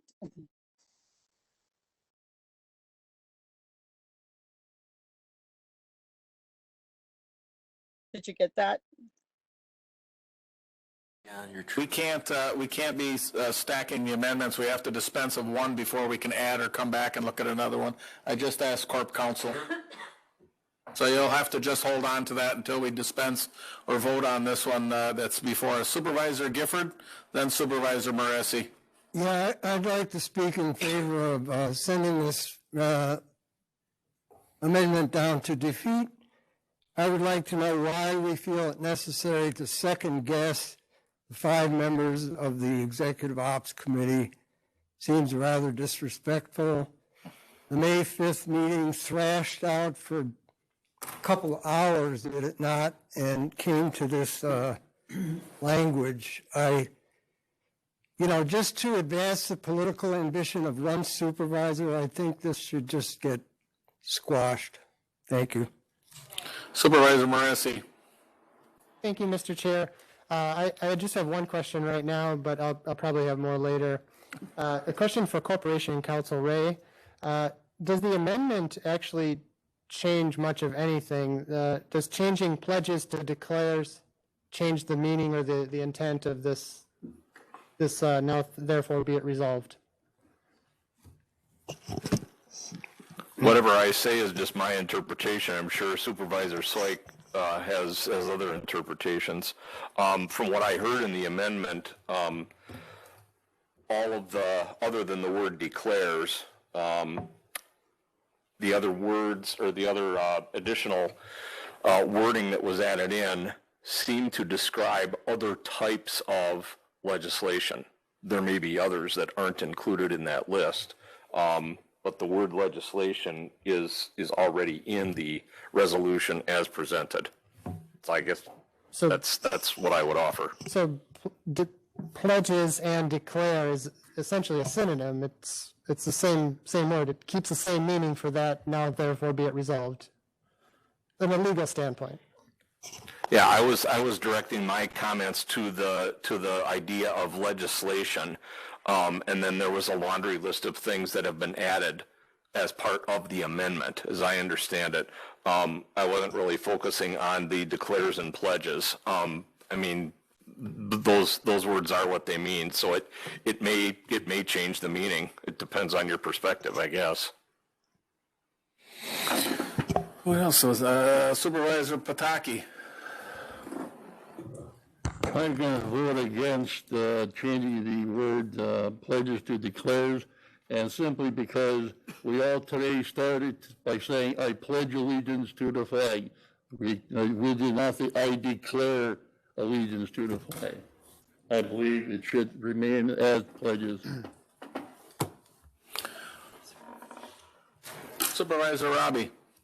I would just like to hear from Supervisor Soik why that's important for him, to change it. Supervisor Syke, if you'd like to rebut. Absolutely, thank you. The reason it's important is because it does put teeth back in the resolution. As Supervisor Moresi stated at the executive ops, that we've seen feel-good resolutions come before this board that are just that, feel-good resolutions without teeth. So in my research of the word pledge versus the word declares, it actually puts teeth back into the resolution that this body will not make ordinances, resolutions, edicts, orders, or legislation against the Constitution. And as we get further into this, you'll see that it also will be forwarded off to our governor, counties association, and all of our state legislatures that represent Portage County to let them know that we, as a county, do not want legislation to come through at the state level that goes against the Constitution. So, yes, I did change that deliberately for the fact, as Mr. Moresi pointed out, that it's not a feel-good, that it actually puts teeth back into it, that it actually puts accountability back on us, the supervisors. And there's going to be accountability for all of us. This puts the accountability back onto us. We've all taken that oath. We've all taken that, some of us have taken that oath more than once. We're coming up on Memorial Day. We're coming up on a day where the people that have taken that oath are no longer here. This is how important this oath is. It doesn't have an expiration date. Your oath to the Constitution does not have an expiration date. It is forever. And when we take the oath in the military, it's of enemies, foreign and domestic. As Supervisor Moa stated, she wants this to cover all people. I believe it does cover all Americans. And I agree with her that this is for all our people of the county. Not just some, not just the privileged, but every single person, every single resident of Portage County benefits from this. And, you know, I've heard, well, the people that I represent don't want this. Well, I appreciate that. I appreciate the living speaking their voice in opposition to this. But even more so, I appreciate the dead that give us this opportunity and this right to sit here and debate this on this floor today.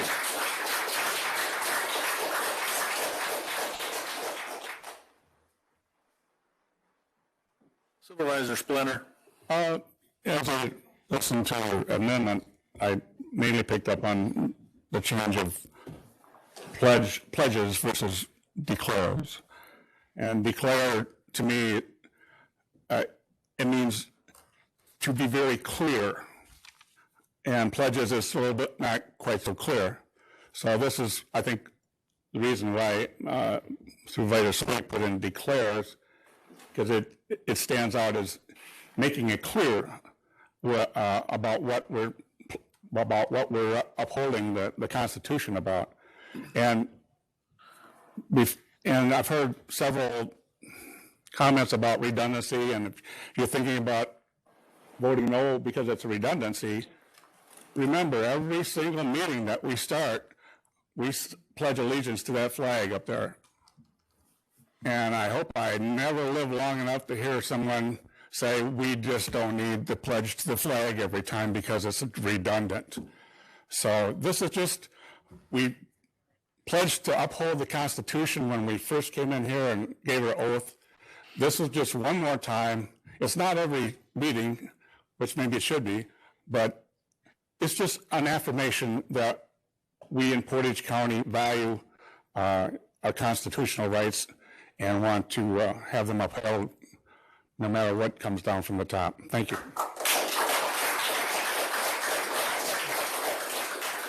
Supervisor Robbie. First, I want to thank Supervisor Strike for his transparency, and I appreciate that. Supervisor Robbie, you need to back up again. You've got a booming voice. I'm probably guilty of it too. You are. Yeah. Thank you. So my concern going to declare, and you indicate that it puts teeth into it and it's non-binding. It's binding at that point. And my concern is that over 50% of Americans and over 50% of people in this county are supportive of restrictive gun laws. As deplorable that is for the other 50%, there are people who strongly believe in that.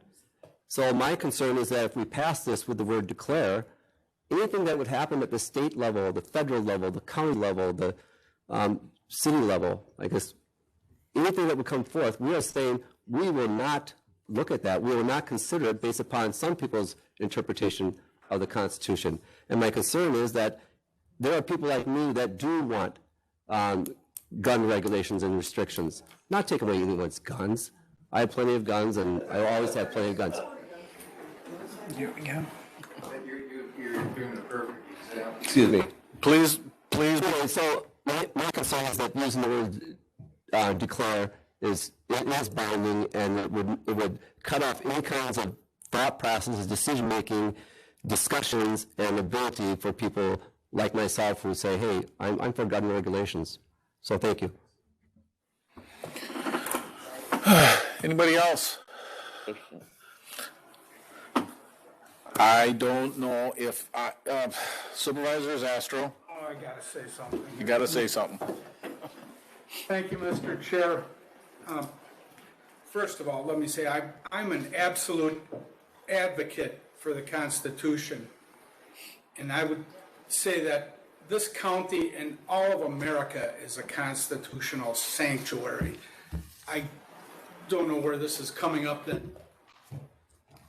we have to become one. I think everybody is already.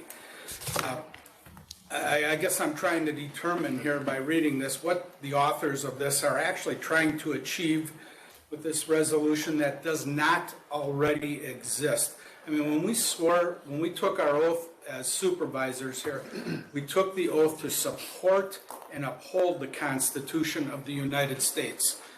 Pretty cut and dried, pretty explicit, pretty straightforward. Absolute. And absolute means not one way or the other, right there. I don't believe there needs to be any more added to it. Thank you. Supervisor Reeser and then Supervisor Honnell. Thank you, Mr. Chair. First, I'd like to thank the public for their civic engagement. It's good to see them, even remotely. And now I'm going to be blunt. To follow on with what Supervisor Astro just said, you know, I'm both disturbed and baffled about why we are even taking this up. We have a ratified and adopted Constitution in this country. We all enjoy rights and privileges under it.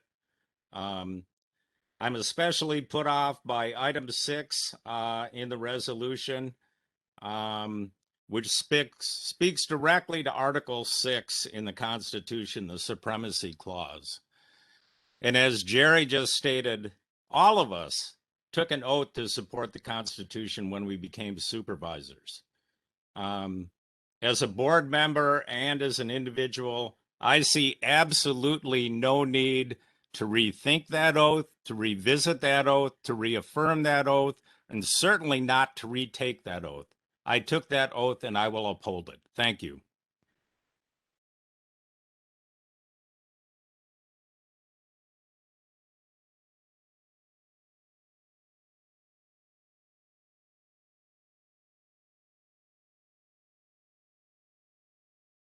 Supervisor Howell, go ahead.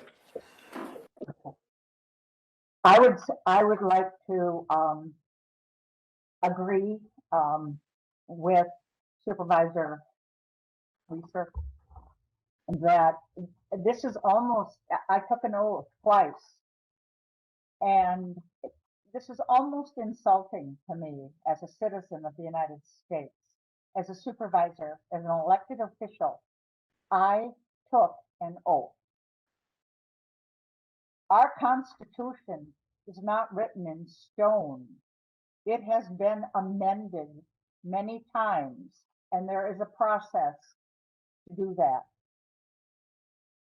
I can't say that I would oppose any legislation that would infringe on a right. I happen to think that red flag laws are important. I also think that it should be as hard to get a gun as it is to drive a car. And I am completely against this resolution, as I find it totally unnecessary. Thank you.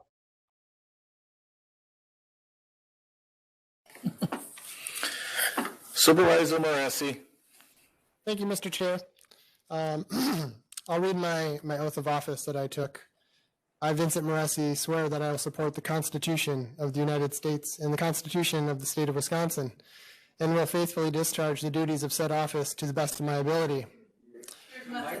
This is the oath that I took. We all took it in this room when we were sworn into this office. Almost 2 hours ago, I sat down from the Pledge of Allegiance. Can you just wait 1 second? You betcha. Hold on.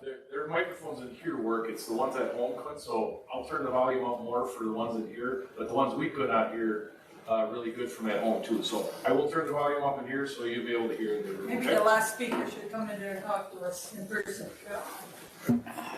We would really like to hear her. She's at home. She's online. So.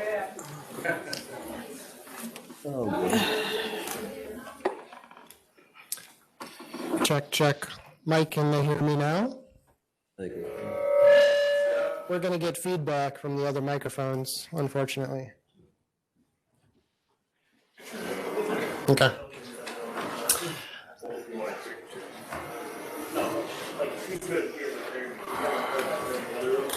Okay, go ahead. So I have no problem with this resolution. I felt like executive operations did their due diligence, and we really came up with a less divisive form of this resolution. The amendment is problematic. Again, it is a Trojan horse draped in the stars and stripes, and it's meant to divide our community. It'll label anybody who votes against this as the enemy. And it's unfortunate that we have that happening here today. However, from a technical perspective, this resolution actually leaves out a good bit of the Bill of Rights. As it reads, as was stated by Nurse Nelson, protection provided to the people of Portage County by the Constitution and the Bill of Rights, including this, well, strike the Second Amendment, that is redundant. The Constitution includes the Bill of Rights, and the Bill of Rights includes the first 10 amendments. So just say Constitution. So I would please ask Mr. Syke to, if you would like to take this resolution to a deeper level, get more input from other supervisors and perhaps constitutional scholars, that we could lay something out for the people that we would really all agree on and be incredibly inclusive. The Constitution is the supreme law of the land, as stated in this resolution, which of course tends to abrogate states' rights. So what about states' rights? Do you want states' rights, or do you want to abide by the supreme law of the land? We really cannot have it both ways. And I hear that argument coming from your perspective, and it's impossible to do that. You have to take the Constitution as a whole and not pick out your favorite parts like the Second Amendment. The Constitution is not a mixtape of our favorite amendments. It has to be honored in its entirety. Top it off, many of these are federal laws. If we're going to cherry pick, specific amendments, these are federal laws and federal issues. So I'm curious why we're considering it at a local level. Since I amended this resolution to strike any reference to the Second Amendment sanctuary, it is essentially a feel-good resolution, and I do believe we all should feel good about this resolution. It's, we do abide by the Constitution. We do love our country. We are all patriots in here. Unfortunately, approving resolutions is never as harmless as it seems, especially when there's harm in their intent. So in this case, I believe Mr. Soik is creating a false crisis under the guise of performative patriotism. There is no reason why any of our constitutional rights are going to go away. There would need to be a constitutional convention in order to do that. So what is the purpose here today? We will approve it. We will feel good about it. But I guess, Mr. Soik, what is the intent? And what is the perceived threat? What do we need the sanctuary from? I just see this as taking up a lot of time for doing something that we're already actively doing. We all took an oath to uphold this office, and uphold the Constitution. So essentially, we already follow the Constitution, and this resolution is being used to politicize the Constitution and deliberately try to divide our community. And none of us appreciate that. Thank you. Supervisor Splinter. Just like to request that when we vote on the amendment and the final resolution, that we do it with a roll call vote. No. We purposely are using the electronics today because I believe it skews the vote. Mr. Chair. And I'm not going to allow that. Mr. Chair, there are people in this room that are not afforded the opportunity to vote electronically. Yep. Therefore, you have to. We have a provision for those folks. You have to do it as a roll call vote if the body agrees and asks for it. Corp Counsel.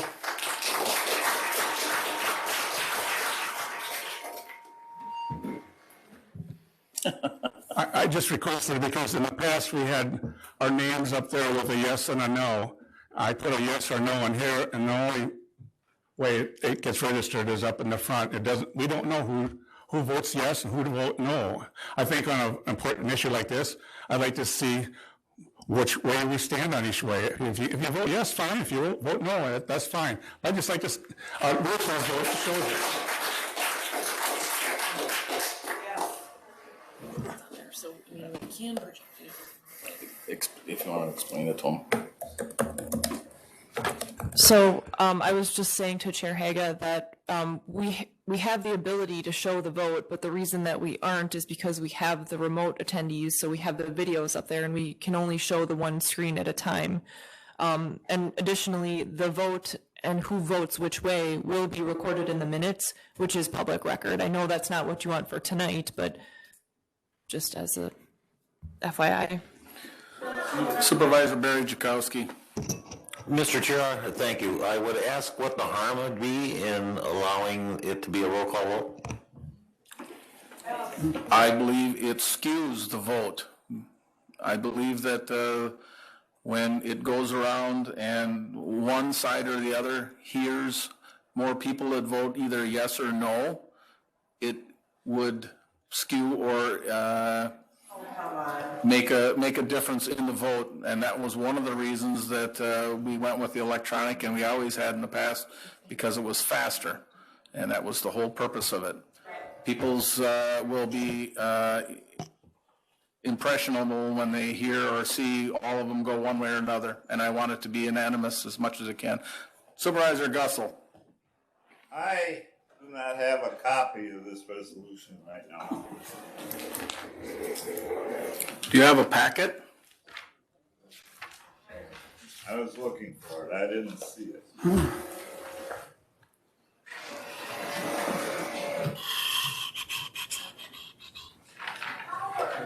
No. Okay. Okay. Supervisor Robbie. I appreciate your. Supervisor Gussel, go ahead. Okay. Sorry. I think there's a lot of questions bouncing around here amongst the county board members. I think we should table this so we can study it and see what's going on here and take another look at it before we do take a vote. We still have an amendment on the floor. Supervisor Robbie. First of all, I'm sorry that I interrupted. I didn't know you weren't finished. And I really appreciate your perspective, but we are elected officials, and I don't think anybody here. Dennis, back up. I don't think anybody here should be swayed by whether you vote yes or I vote no.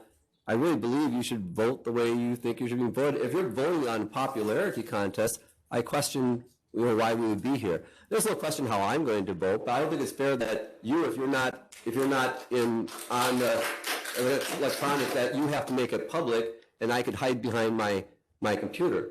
I'm very proud of my vote, and I will vote it. But I think I have no issues at all of it being a roll call vote. And I also think that I understand the anonymity and why that might be important in terms of a decision like this. But there are plenty of people who will not agree with my vote tonight. I know that. But I know there's plenty of people that will agree with my vote. And the idea is, that's why there's so many of us here, is that we have an opportunity to represent our constituents, and we're going to vote, and the way it turns out is the way it turns out, and then we move on. But I'm not afraid to vote publicly, and I hope that my vote doesn't sway anybody's vote. And if it did, shame on us. Supervisor Moore.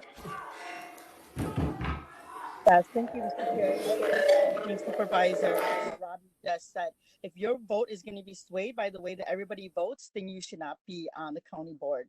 And then second of all, if we were to go electronic voting without a roll call vote, how does that work for those of us who weren't able to vote in the last time we were voting earlier? We would obviously, would our votes then be roll called anyways?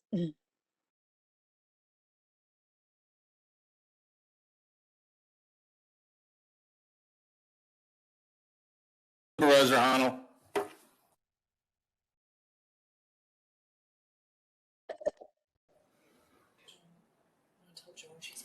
Joan, you're muted. As a board member, I come here and I vote based on what I understand the issue to be, what I hear from my constituents, and what I think is in the best interest of the Portage County, and reflects the oath that I took. I could not be swayed by voting yes or no by who else is voting with me or against me. So I'm fine with an open vote.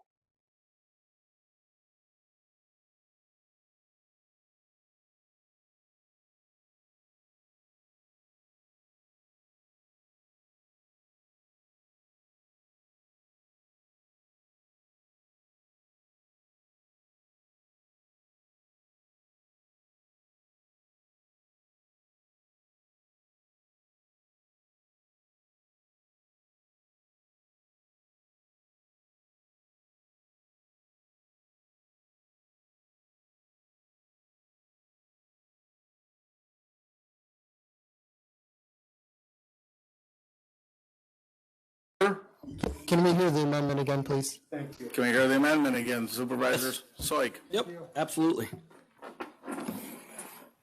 Okay, so it would state, now therefore be it resolved that Portage County Board of Supervisors hereby declares that it upholds the Constitution of the United States and hereby states its opposition to the enactment of any legislation, order, edict, resolution, or ordinance that would infringe upon any right or protections guaranteed to the people of Portage County by the Constitution and the Bill of Rights of the United States.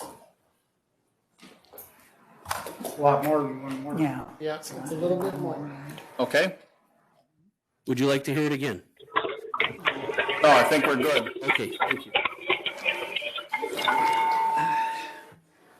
So, all those in favor with aye, opposed, nay? Oh, I'm sorry. I'll take, call the roll. Supervisor Chai, or Mula, excuse me. Nay. Supervisor Haga, Aye. Supervisor Amaro, Nay. Supervisor Pataki, No. Supervisor Dubek, Aye. Supervisor Robbie, No. Supervisor Johnson, No. Supervisor Gussel? Aye. Supervisor Reeser? No. Supervisor Splinter? Aye. Supervisor Dodge? Yes. Supervisor Matt Jakowski? Aye. Supervisor Jankowski? No.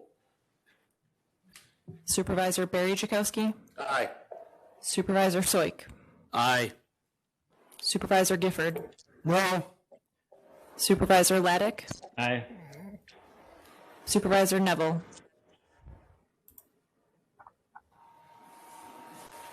No. Sorry, say no. Supervisor Rakowski? Aye. Supervisor Zastro? No.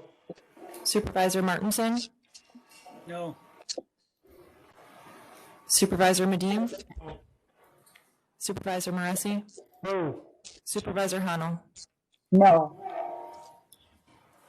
So we have 10 in favor, 14 against, resolution or amendment failed. Back to the original resolution as without the amendment. So this is the original resolution as stated in your packet. All those in favor, and the clerk will call the roll. We should have a discussion on that. Yep. We haven't had a discussion on this yet. Okay, well, call discussion on the original resolution. Supervisor Medine. Okay, this is going to be tough for me, but I've had more calls from people in the district I represent, which is about a half-mile circle around where we sit today, than any other item in the last 5 years. Primarily, they told me about the history and substance of the preliminary resolution that was amended and we have on the floor today. And because of the discussion that took place up until tonight, they have been very concerned. I'm going to list some of those concerns that the callers gave me, and because of the level of that, I'm obligated to vote no. All right? And now I'm going to tell you what I heard. The callers believe that the implication of this resolution may be to encourage a segment of the population to have us treat some specific parts of the Bill of Rights and subsequent amendments as more important than others. The people of the district are concerned about this resolution emboldening people to use the county board as a forum to spotlight issues such as availability of assault rifles, or as in the big cities, the withholding of equal protection for small businesses in the middle of civil disobedience and escalating to violence. Don't get me wrong, every caller supports the right to protest and even practice civil disobedience. But every caller wants to be protected against violence. The callers, and lastly, well, two more. Lastly, second to the last, the callers say that this resolution is harmful since it may further the concept of local citizenry in this council calling into question and even criticizing the U.S. Supreme Court and its authority to interpret the Constitution. And lastly, the callers say our oath of office that we took and Vinnie read, that we are just, I will support the Constitution of the United States and the Constitution of Wisconsin and will faithfully discharge the duties of said office to the best of my ability, so help me God. They say that this oath of office, they tell me that this oath of office is wholly adequate to have us support the Constitution in every way, and that adding to that oath may muddy the waters. Thank you. Mr. Chair. Supervisor Soik. Okay, I've heard several times tonight about one being more valuable than another. I've heard Trojan horse. I've heard inciting violence. I've heard trying to divide our community. And I can understand that if somebody hasn't taken the time to read the resolution.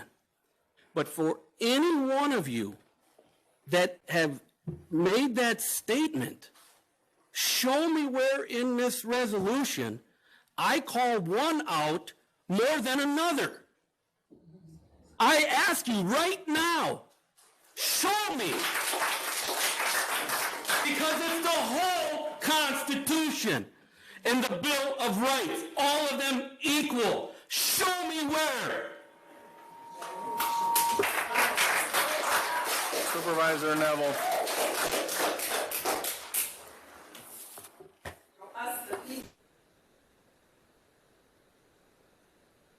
Supervisor Neville.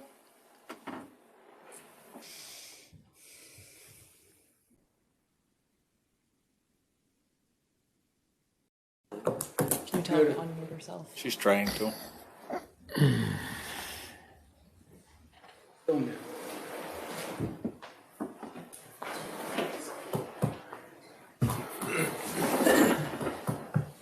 Supervisor Moresi until Supervisor Neville gets unmuted.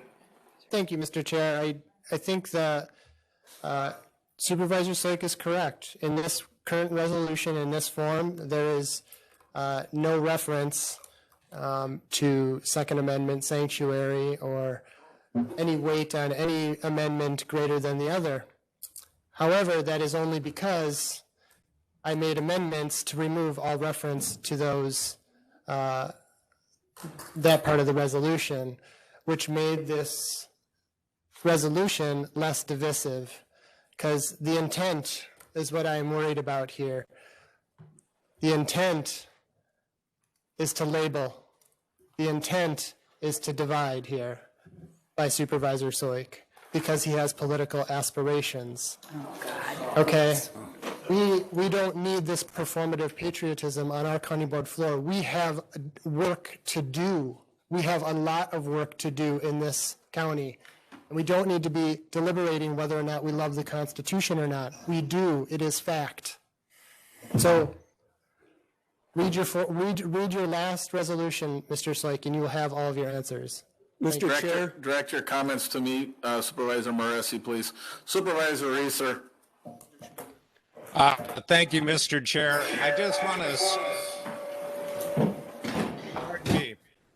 I would just like to state for the record that I'm very disturbed with Supervisor Soik's showmanship and unprofessional conduct. I would like to echo Supervisor Morisi's concerns. We have serious issues in front of Portage County. I find this a spurious and suspect resolution. I would ask that we move through this as quickly as possible. Thank you.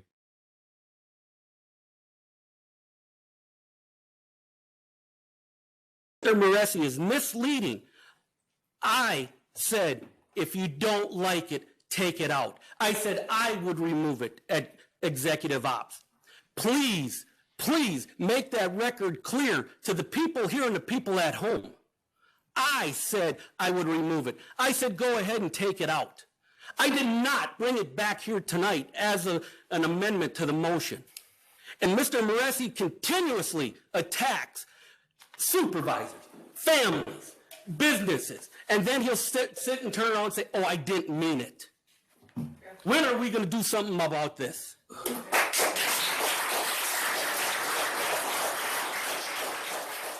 Mr. Chair, I would have to call the vote with all the attacks going on. Yeah, it's getting to the point where it's beyond productive. Supervisor Neville. Sorry, I had trouble. Yeah. I wanted to say that in the next to the last paragraph where it says, and hereby states its opposition to the enactment of any legislation that would infringe upon any right or protection. We know there are differences of opinion. There is no way to vote for that and not be opposing part of the people who would be considering any action that was taken. Some people will be for it, some people will be against it. There's no way that I can support this resolution. Thank you.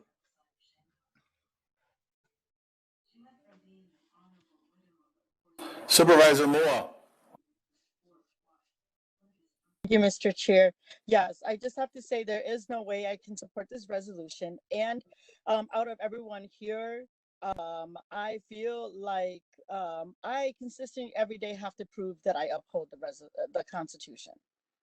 And and I actually had to take an oath when I became a citizen to uphold the Constitution, and to do so for everybody. And so if there's any way for me to vote for this resolution today, we'll have to go back and make the amendments that I suggested earlier. Whereas Portage County Board values all citizens, especially those most marginalized and those most at risk, and then add in that Portage County will especially uphold the Constitution for all people. Effort. That's the only way. Sorry, I know it's dragging on and on, but I would like to commend, as Supervisor Reeser did, the public participation in the meeting tonight. I know I always appreciate when people come and pay attention to their government, but I would like to say to the group that has been organizing this whole process a couple things. I've read some of the editorials and articles published by people in the group, and these seem to be appeals to the emotional side of people's minds. Fear, as Mother Jane said, distrust, suspicion. In order to self-govern ourselves properly, we need to use the rational side of our mind. Use language correctly. Don't just make up your own definition of common words like calling equity socialism. Use the process of logic to work through arguments and disagreements. As a community, we need to operate out of a consensus of reality. I had read the other day that a storm is coming, right? However, a storm already hit the nation 16 months ago. The COVID storm hit with the force of a Category 8 hurricane. It would have been helpful if the Freedom Fighters group had been helping fight that virus epidemic, which has now claimed 600,000 people, right? Mr. Chair, how is this Stick to the topic at hand before us, please. All right, how it's relevant is this.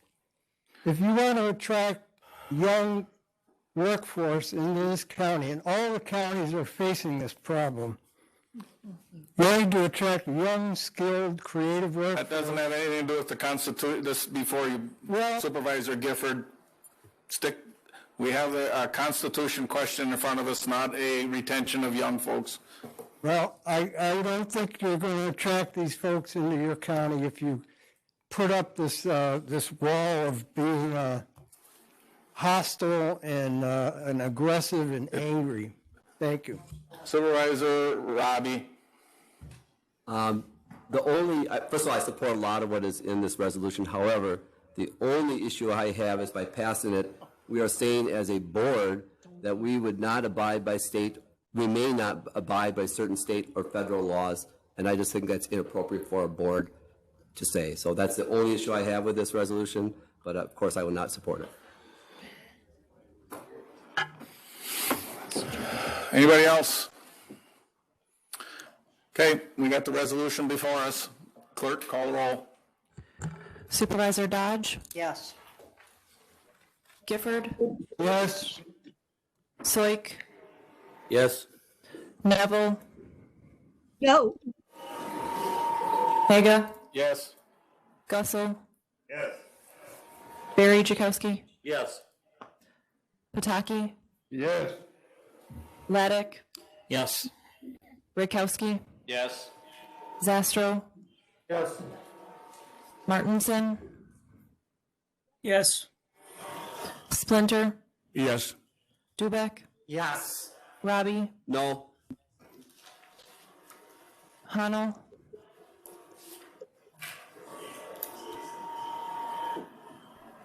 Hanel, how do you vote? Yes or no? Thumbs up or thumbs down?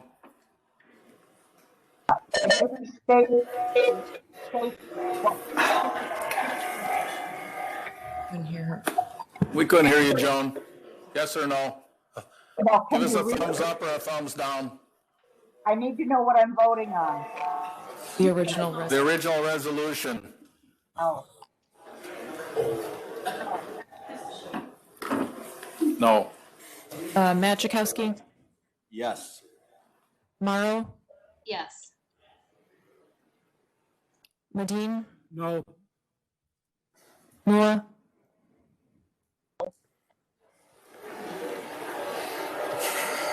Supervisor Mua. I didn't. No.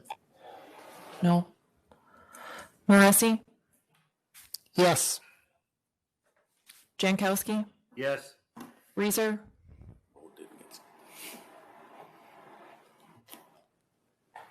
Supervisor Reeser. Oh, you're muted. Could you do thumbs up or thumbs down? Apologies, I'll abstain. Abstain, okay. Johnson. No. Okay, so we have 17 in favor, 6 against, 1 excused, 1 abstained. Resolution adopted.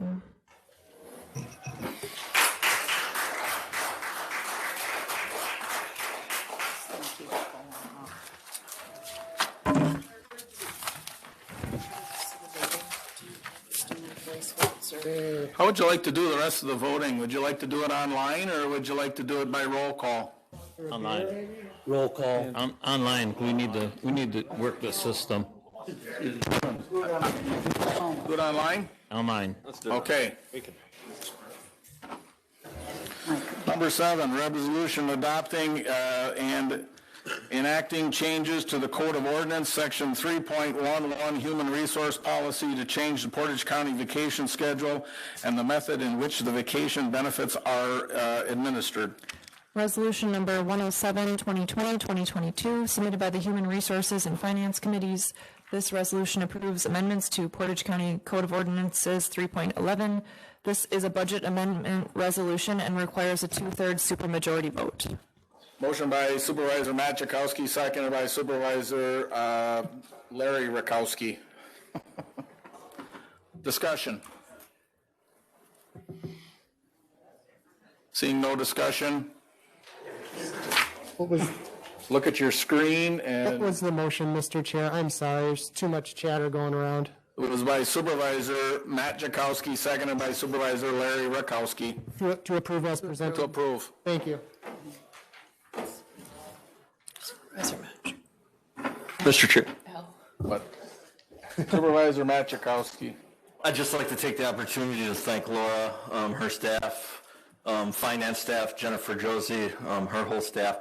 There was a lot put into this. It's not easy to change a vacation schedule, as we found out. Laura probably lost some sleep. We asked questions that she probably went, why are you asking those? It was a long process. The main reason for this employee vacation schedule, and when we started this, is recruitment and retention. We want to get the best and the brightest in Portage County, and we want to keep the ones we have. So I'd appreciate a yes vote for this. Control, Alt, Delete. Supervisor Moresi. Thank you, Mr. Chair. I also would like to second Supervisor Machakowski's sentiment. And I'd also like to say that it was really remarkable how the Finance Committee and the HR Committee really came together to brainstorm and troubleshoot this resolution and these amendments. I feel like it's a really great precedent to have us working together more often and get out of our silos and into working as committees together to solve the county's problems. So thank you to the HR department, and thank you to the Finance Committee for being so agreeable to work with. It's not up yet. We haven't pulled up the vote yet, Stan, and the rest of you, so just you gunslingers, just relax. Supervisor Robbie. I would just also like to thank all those involved in this and the process. I know that on the finance and the HR committee, we had difference of opinion and strong difference of opinions. I think we did come together. We each committee moved a bit, and we came up with which I think is a fair and good recommendation. I think we can probably use more of that on our board. I know we deal with some hot issues. We deal with lots of emotions. We deal with, people who are very passionate. But I think we do need to do more of that and less of what we witnessed to a certain degree this evening. So I appreciate everybody and what they bring to the table. But I think sometimes we have to remember we're here to do the people's business, and we're also here to find a way to make it happen. And sometimes we all have to kind of bend a little bit without getting out of joint. So I appreciate it. I think the process we used to get there in this particular one was very exemplary by those members, and I hope we have more of that into the future. Thank you. It's good to hear that when we make changes that something is actually working out or coming together, because this of having the HR and the Finance Committee come together to talk about these subjects was important to me to see that we tried to work to do that, because they are actually dealing in each other's sandbox. They're intermingling, so it's important that they hear each other's discussion, hear each other's debate and their input, and maybe a different point of view from one side or the other, or to help them understand one side or another. Supervisor Zastro. Yes, and there wasn't anything to clean up in the sandbox. Good. Supervisor Dodge. I guess I just would like to thank staff in particular, because they really worked and provided a tremendous amount of information, especially for finance that isn't real familiar with HR policies, et cetera. So thank you very much, and Jenny, Josie as well. Okay. If there's no further discussion, the clerk will send the vote to your computer. Hopefully it works. So now is it up on your computer, Stan? Yeah. Are they gone? Okay. Now when you vote yes or no, hit save in the bottom right corner. So. I.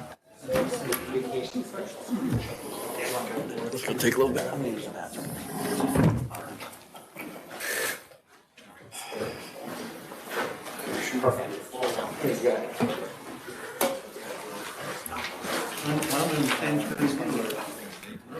Supervisor Barry Jakowski. Not guilty, Your Honor. Sorry, wrong format. Yes. How do you vote? Yes? Yeah. Okay. Just trying to lighten things up. Yeah, good job. That's good. Okay, so just waiting on Supervisor Moore. Did you have issues again with it not popping up? Okay. What is your vote? Yeah. Okay. And Supervisor Neville? Yes. Thank you. I'll have to look into why that's not working, so I apologize. So we have everybody in, 24 in favor, 1 excused, resolution adopted. Number 8, support for restoring funding for recycling responsible units. Resolution number 108, 2020, 2022, submitted by the Solid Waste Management Board. This resolution requests that the Wisconsin Legislature and Joint Committee on Finance restore funding to the recycling grant to its previous base funding. Motion by Supervisor Moresi, seconded by Supervisor Zastro. Discussion. No discussion. Supervisor Barry Jakowski. I guess just a quick question, and I don't even know who to point it towards, so I'll point it towards you, Mr. Chair. Thank you. How many other counties are doing the same thing? I do not know. Supervisor Moresi, do you have any idea? Director Heffley is on the line, so she'd be able to perhaps answer that. Director? Where is she? I'm assuming we have support from.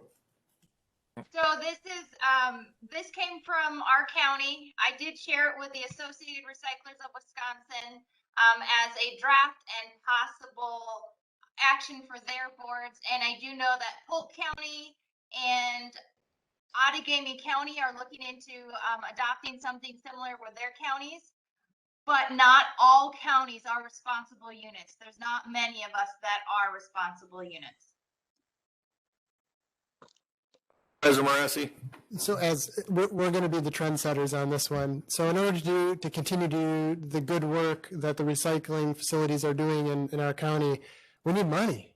I mean, I think every department in our county needs money, period. So the more resolutions we can put forward saying, hey, state, keep funding start funding these unfunded mandates, the better. So let's keep the pressure on the state and the legislature and make sure the governor hears about it, and hopefully we can make some changes. Thank you. Supervisor Johnson. Thank you. I'll just add, thank you, Director Hafley, for that response and for drafting this. I will let everybody know that the Wisconsin Counties Association has had this very topic on their platform for the last 10 years since the recycling funding was cut. So to Supervisor Barry Jakeski, the Wisconsin Counties Association has endorsed this sort of thing repeatedly. So this is Portage County coming in line with the rest of the state. Any other discussion? All those in favor, vote yes, and opposed, vote no, and the clerk will send it out. Thank you, Supervisor Barry Jakeski. You'll have to ask more. Or maybe the Fifth Amendment on this one, I'm not sure. I'm going to check his code. Supervisor Miller, did it still not come up for you?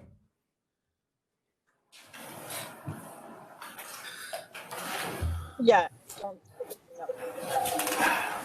What did you? I'm sorry, couldn't hear you. I don't see it coming up for me, but my vote is yes. Thank you. Okay, so we have 24 in favor, 1 excused, resolution adopted. I lost my place now. Yep. Oh, okay.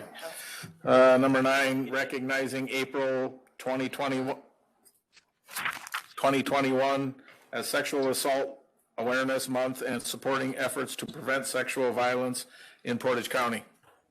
Resolution number 109, 2020, 2022, submitted by the Diversity Affairs and Inclusiveness Committee.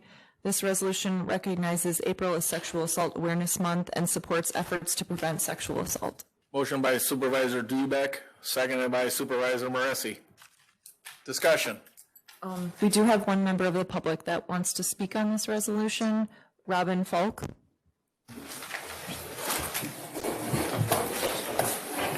Hello, thank you. I would like to comment on the 7th whereas clause. I'm just going to let you find it so you know what I'm talking about. I just wanted to comment that violent language is currently in vogue in pop culture right now. Tearing down and dismantling are especially trendy, as if a wrecking ball is a good way to fix a house. However, if you discover a rat in your house, you don't tear down your house. You trap the rats, you take out the trash, and you plug the holes.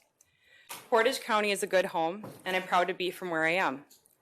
Rape culture and abuse culture are not societal norms here. Assault is a societal aberration. Sadly, there is evil in this world, and assault does occur, and when it does, there's no pride taken, not here.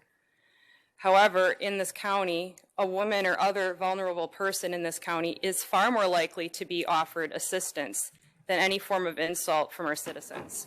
And the last 2 whereas paragraphs of this resolution, in fact, delineate some of the official resources available to assist individuals as well. I would like to respectfully ask that the wording of the 7th whereas clause be changed in its entirety to something more positive and less destructive. I, as a citizen, would like to propose the wording, whereas we acknowledge that the good in our society is strengthened when our children are raised to recognize the intrinsic value of each human being and that every person is thus deserving of dignity and respect. Thank you.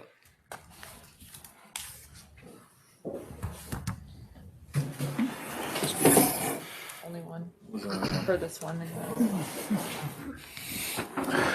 Nobody agrees with that? Any further discussion? Supervisor Syke? Nobody agrees with that? No, Go ahead, Supervisor Moresi. I'm waiting for the chair. Supervisor Moresi. Thank you. I actually agree with that 100%. And I would add that, make an amendment to add that wording as one of the whereases. I'm not exactly sure where it should be put, but I think we should add it. She had stated to remove number 7 and replace it. Yeah, I'm not going to remove number 7 and replace it, but I will add that to the resolution as she stated, if she would like to repeat that again. So you'd like to make it in a form of a motion to add that wording to the resolution? Yep. You need that restated. Do you have a copy of that in writing that you could give to the clerk so that she can? Only if she corrects any spelling. Of course. She's used to seeing my stuff, so don't feel bad. Everybody's spelling. So I've got a motion to. A second. And then we got a second, so now I guess we would like to see a copy of that so that. You could add it after the 7th whereas. That would be appropriate. Very, very eloquently stated, Robin. Thank you. It's got a past. What's that? Supervisor Moore.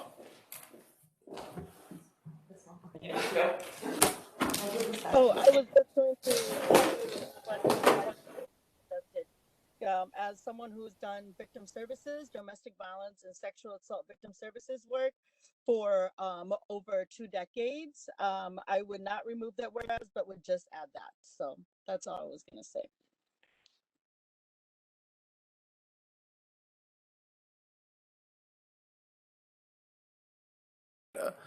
And we're going to have Kayla read it back, or the clerk read it back, but to add it after the number 7 whereas. You want me to read it right now?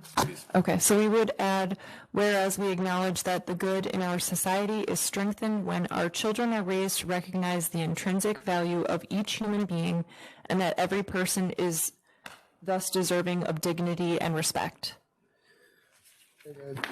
Is there any further discussion on the amendment? Sorry, Melissa. Supervisor Johnson. Thank you, Mr. Chair, and thank you, Ms. Falk, for the recommendations.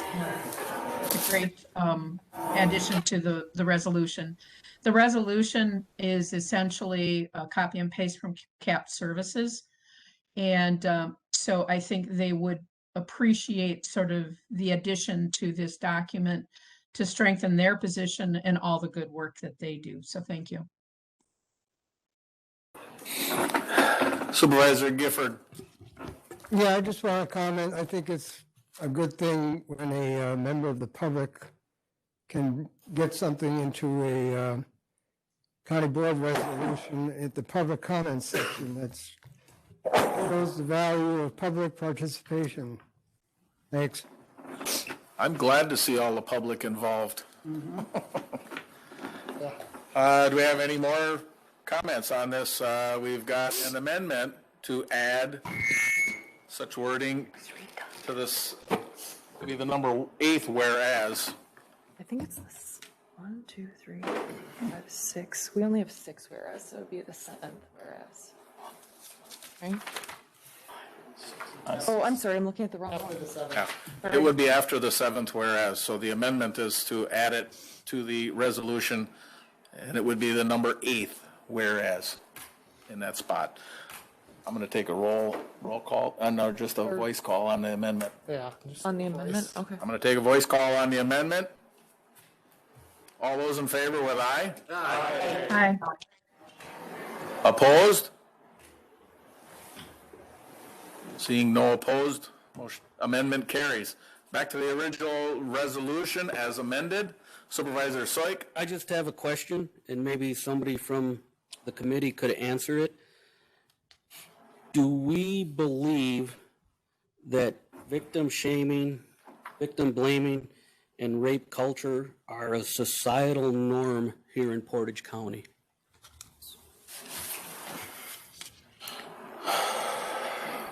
Anybody want to take that? Nope. Okay. Okay. We have a resolution before you, amended. If there's no further discussion, all those in favor? vote yes, and opposed, vote no, and save.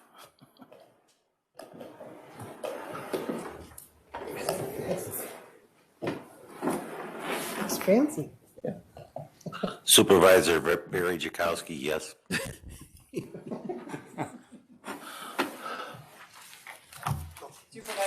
Supervisor Mula, Show them how to use the pad.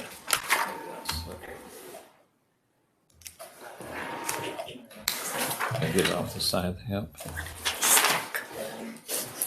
Supervisor Mula. Get it right on. Thank you. Done. 24 in favor, 1 excused, resolution adopted. Where are we at here? Number 10? Yes, and we have a.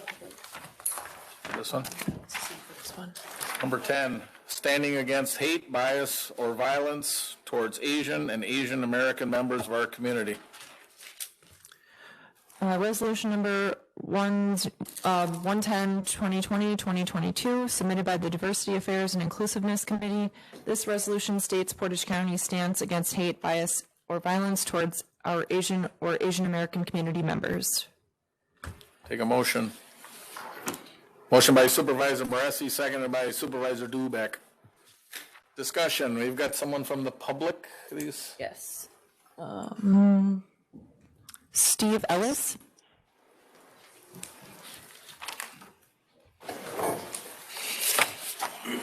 Yes, Steve Ellis from Junction City, and I would oppose the resolution for the county government to single out any group on the basis of race. To me, is the definition of racism, and the county should not get involved in that.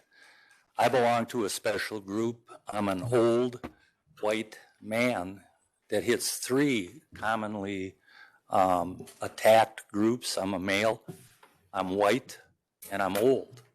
So I don't expect the county government to pass any kind of special resolutions to protect me, and I would appreciate it if you didn't pass any special resolutions for any group. Thanks. Anybody else?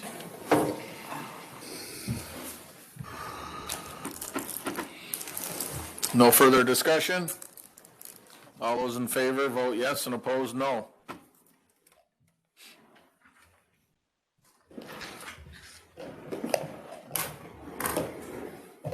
Supervisor Barry Jakowski. Would be a yes. Thank you.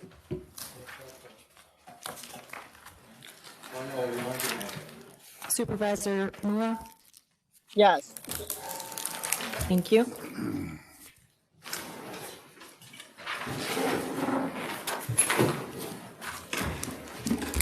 So we have 23 in favor, 1 opposed, 1 excused. Resolution adopted.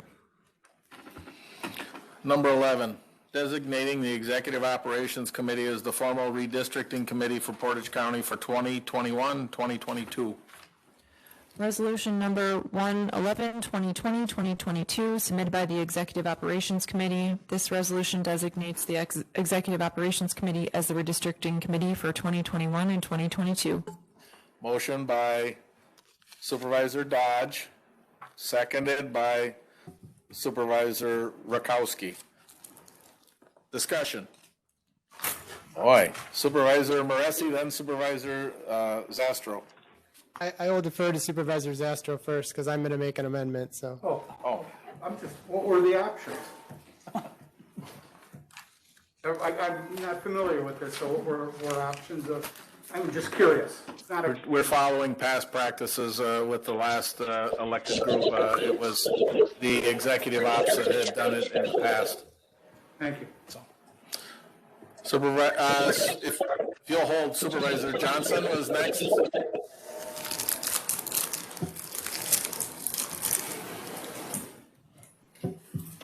I will defer to Supervisor Moresi. Okay. Supervisor Moresi. Thank you, Mr. Chair, and thank you, Supervisor Johnson. So we had a long, hard discussion about the committee makeup at Executive Operations, and I am the one dissenting vote on this. And the reason why is because I I respect the opinions that were given that day. I would just like more public involvement in this specific arena of government. Over the past decade, we've seen a rise in gerrymandering on the state level, and it's causing a lot of heartache and concern and political division amongst us on a statewide level. I'm not saying that has happened here in Portage County. It seems like our system is pretty balanced and pretty fair. However, I would like to make the amendment, and I would like to recommend that we add 4 citizen members to the Executive Operations Committee specifically for these conversations. I would like those people to have, qualifications, and I'd like them to be appointed by the Portage County Executive. The Executive Office has done an excellent job of asking for qualifications for all the committees that he's made appointments for so far, and I feel like he would be a great addition to this process. Qualifications would include familiarity with the redistricting process, a background in political science, perhaps someone who is understanding of constitutional law. That could be a tall order, but I have no doubt that the executive would be able to find some good folks to add to our committee, not only just to have the Executive Operations Committee be the default committee because that's how he's always done it, but more so because we want more public involvement. We appreciate the people who came here today. Many of us have said, we thank you for coming today. So why would we want to exclude them out of the redistricting process to create fair and equal maps here in Portage County? I really think it's important, and I would appreciate that if you would all vote with me on this to make this amendment. Thank you. So we have an amendment to add 4 citizens. You're seconding that, Supervisor Zastro? Yes, sir. Okay. Discussion. Supervisor Matt Jakowski, then Supervisor Laddick. Mr. Chair, as I understand it, and as I've never been through redistricting before, but I have a little background information about it. As I understand it, redistricting now in the county here is done through a program through GIS. Yes. So basically GIS says these are your districts and you rubber stamp and approve them. Correct? So yes, in a sense. Jeff Hartman will be leading the GIS software and working out the populations because the software tells you, okay, you have this many people in this many districts. Those plans that he comes up with, the tentative plans, will be brought to the Executive Operations Committee or the Redistricting Committee, and they can make changes at that point. We also are required to have public hearings, so the public would have opportunities, whether or not they're on the committee or not, to provide input. Okay, thank you. Supervisor Laddick. And thank you, Mr. Chair. I understand that the GIS is also the main meat of doing this redistricting, so I see no need for a lot of public involvement here. I think it'll slow the process down, and I'm not sure how the county's grown in the last 10 years, but I can't imagine our boundaries changing much. Plus, we are neither one side or the other. We're all nonpartisan positions here, so I don't really think it makes any difference. Supervisor Abbey. I'm probably just going brain dead because it's getting so late, but I'm just wondering, isn't this kind of a slippery slide? Because why don't we have 25 community members on the county board then? And well, that's a good idea, but let's make sure let's vote them in. I mean, we already have people who are voted in to make these decisions, and when they're making bad decisions, they hopefully get voted off. But I think if you do that for this committee, then you should be doing it for all committees, because the public has good ideas for all our committees, but the public entrusts us to make those decisions until they don't entrust us anymore. So I just think I don't think it's a bad idea, but it's just, for me, it's a slippery slide. Where do we stop that? Supervisor Hano.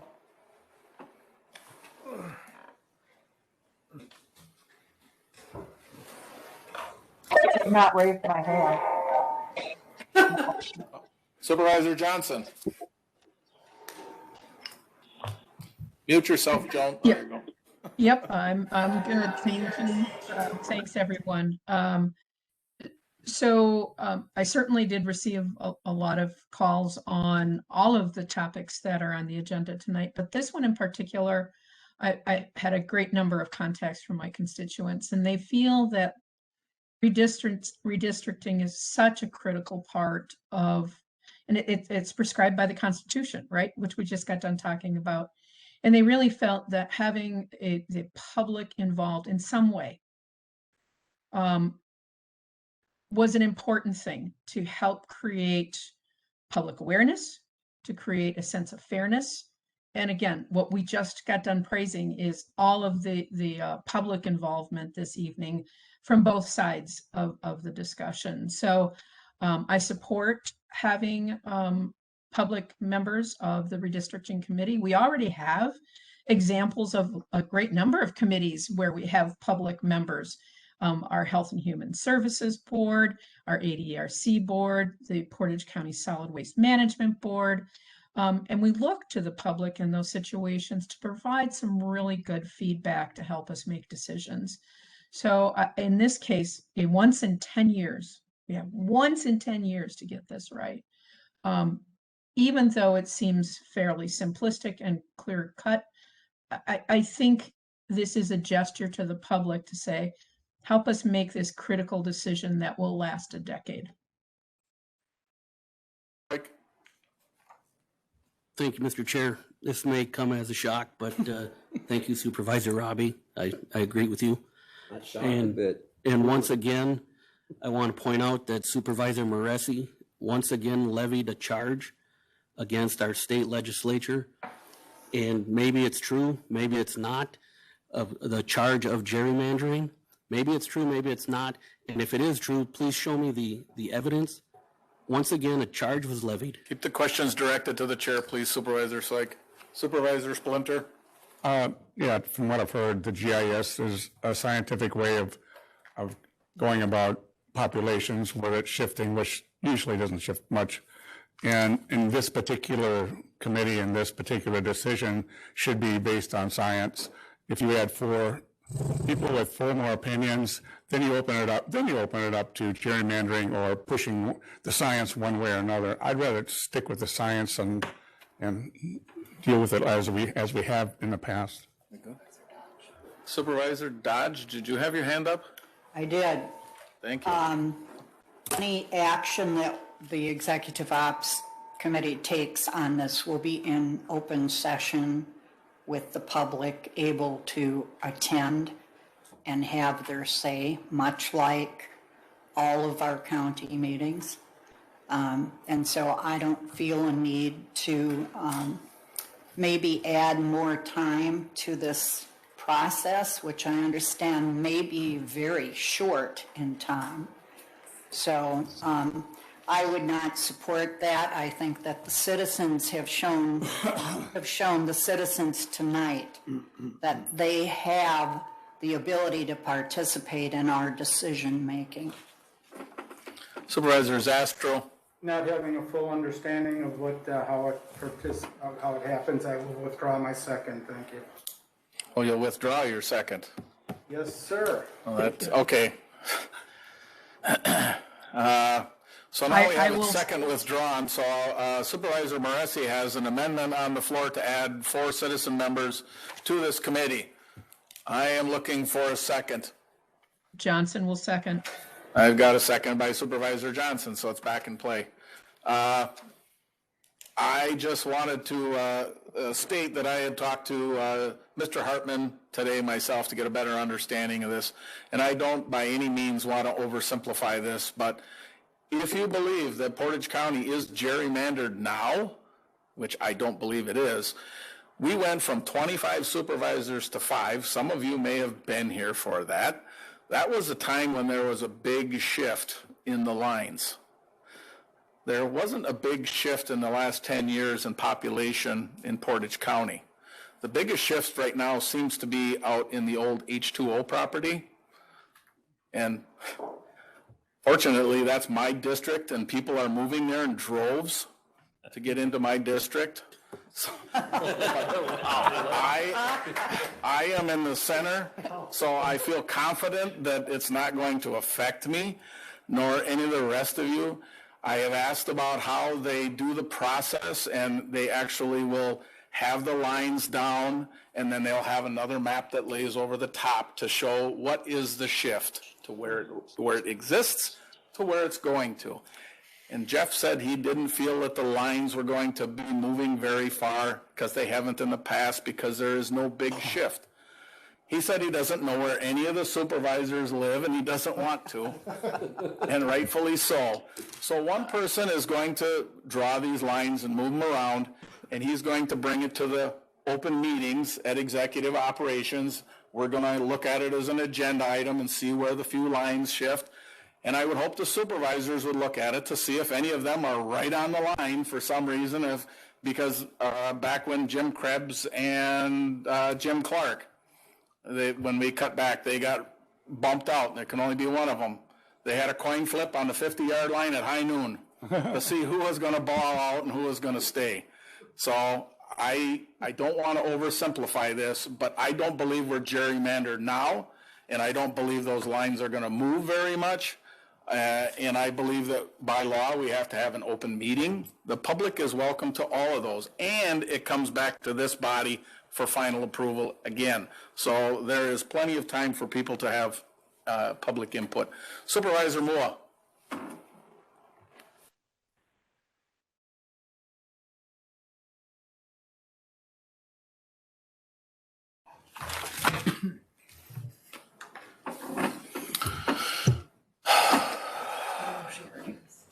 Supervisor Moore. Mr. Chair, I want to emphasize how important it is that we involve our residents in Portage County in this process, regardless how simplified and how easy the process is, that residents are involved in this from the beginning. We, as a county board, went as far as creating a complete count committee to make sure that we had accurate data for redistricting, and that we should continue to involve residents in our county on decisions like this. So, Supervisor Johnson. Unmute.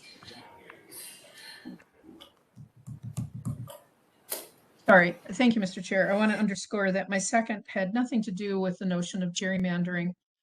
In fact, my statement from before about citizen involvement, this is what I was hearing from my constituents, is citizen involvement in a once in a decade process can help kind of pull back that kind of curtain of concern and maybe even a little distrust of the process. So this is about, you know, the public seeing what's going on, being engaged, being a part of the process. And again, once in a decade, the League of Women Voters have worked very hard on this. I'm a League member. And so I think that involvement is just so critical. And I said nothing about gerrymandering because that is a completely different topic. I don't think we have time for this evening.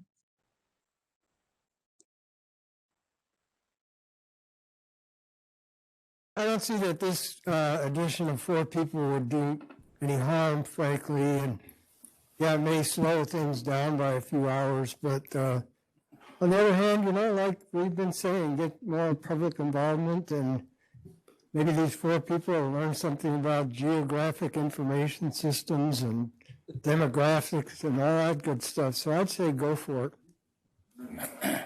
Call the question. So is anybody else? How do you want to do it? Do you want to do a roll call, or do you want to vote? Vote electronically. Electronic. Yeah. Oh, electronically? Okay, let's I go. want to do it orally. You're going to. For myself. So, there you go. It's in front of you to vote. This is on the amendment. Oh, I'm sorry. We gotta do This is on the amendment. For the adding the 4. Supervisor Barry Jakowski. No.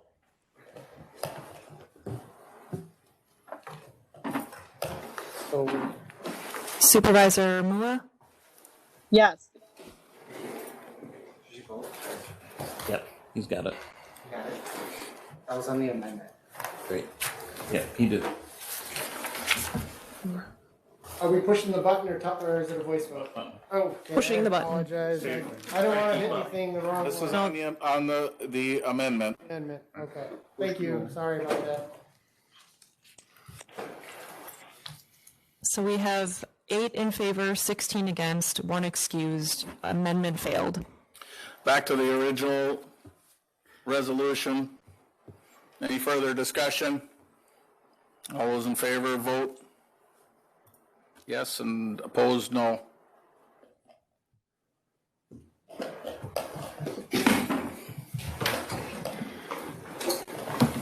Supervisor Barry Jakowski. Yes. Get close. Supervisor Mua. Yes.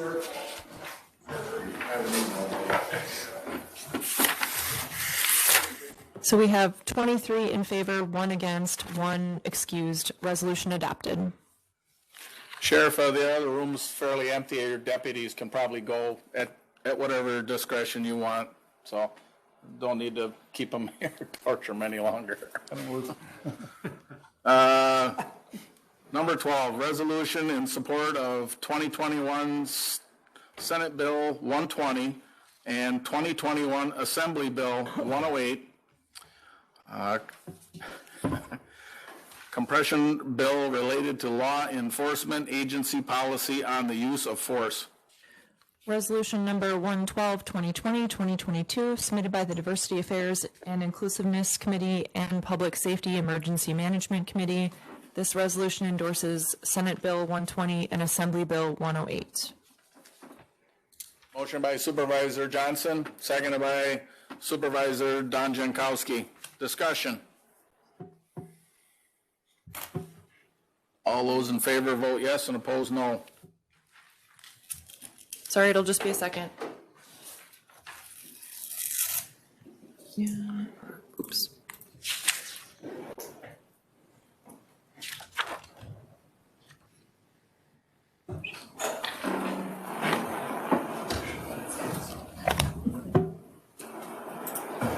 Has anything come up yet?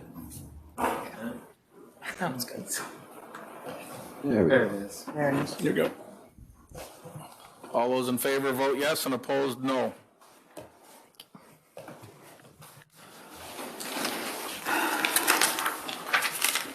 Supervisor Mua. Yes.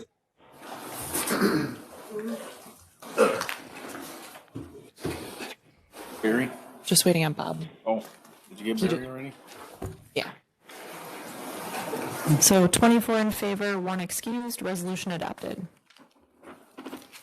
Number 13, and the last, approving and authorizing the sale of county-owned property located in the village of Plover in compliance with Portage County Ordinance 3.1.48F.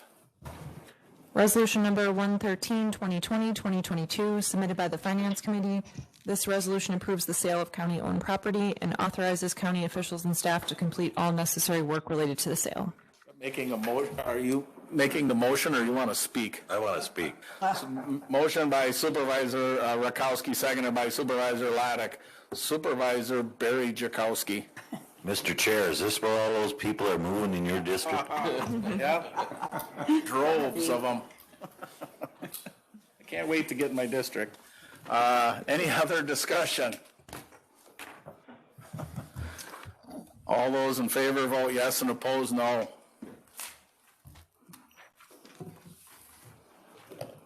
Supervisor Barry Jakowski, okay. And Supervisor Mua? Yes. You too, this last one.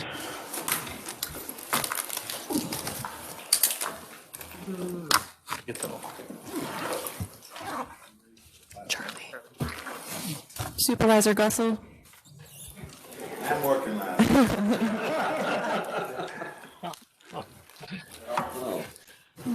Next time we'll seat you next to Dubek, so. Use a pen, maybe. Just let Dubek have your computer. More help. Here we go. There we go. Yes. Now it's safe. Charlie was on his Instagram. Or Facebooking. Oh, millennial Joe. Charlie, is that a yes? Charlie, is that a yes? Is that a yes for your vote? Yeah. Okay, thank you. So 24 in favor, 1 excused, resolution adopted. Take a motion to adjourn. Motion by Gussel, seconded by Spataki. We're adjourned.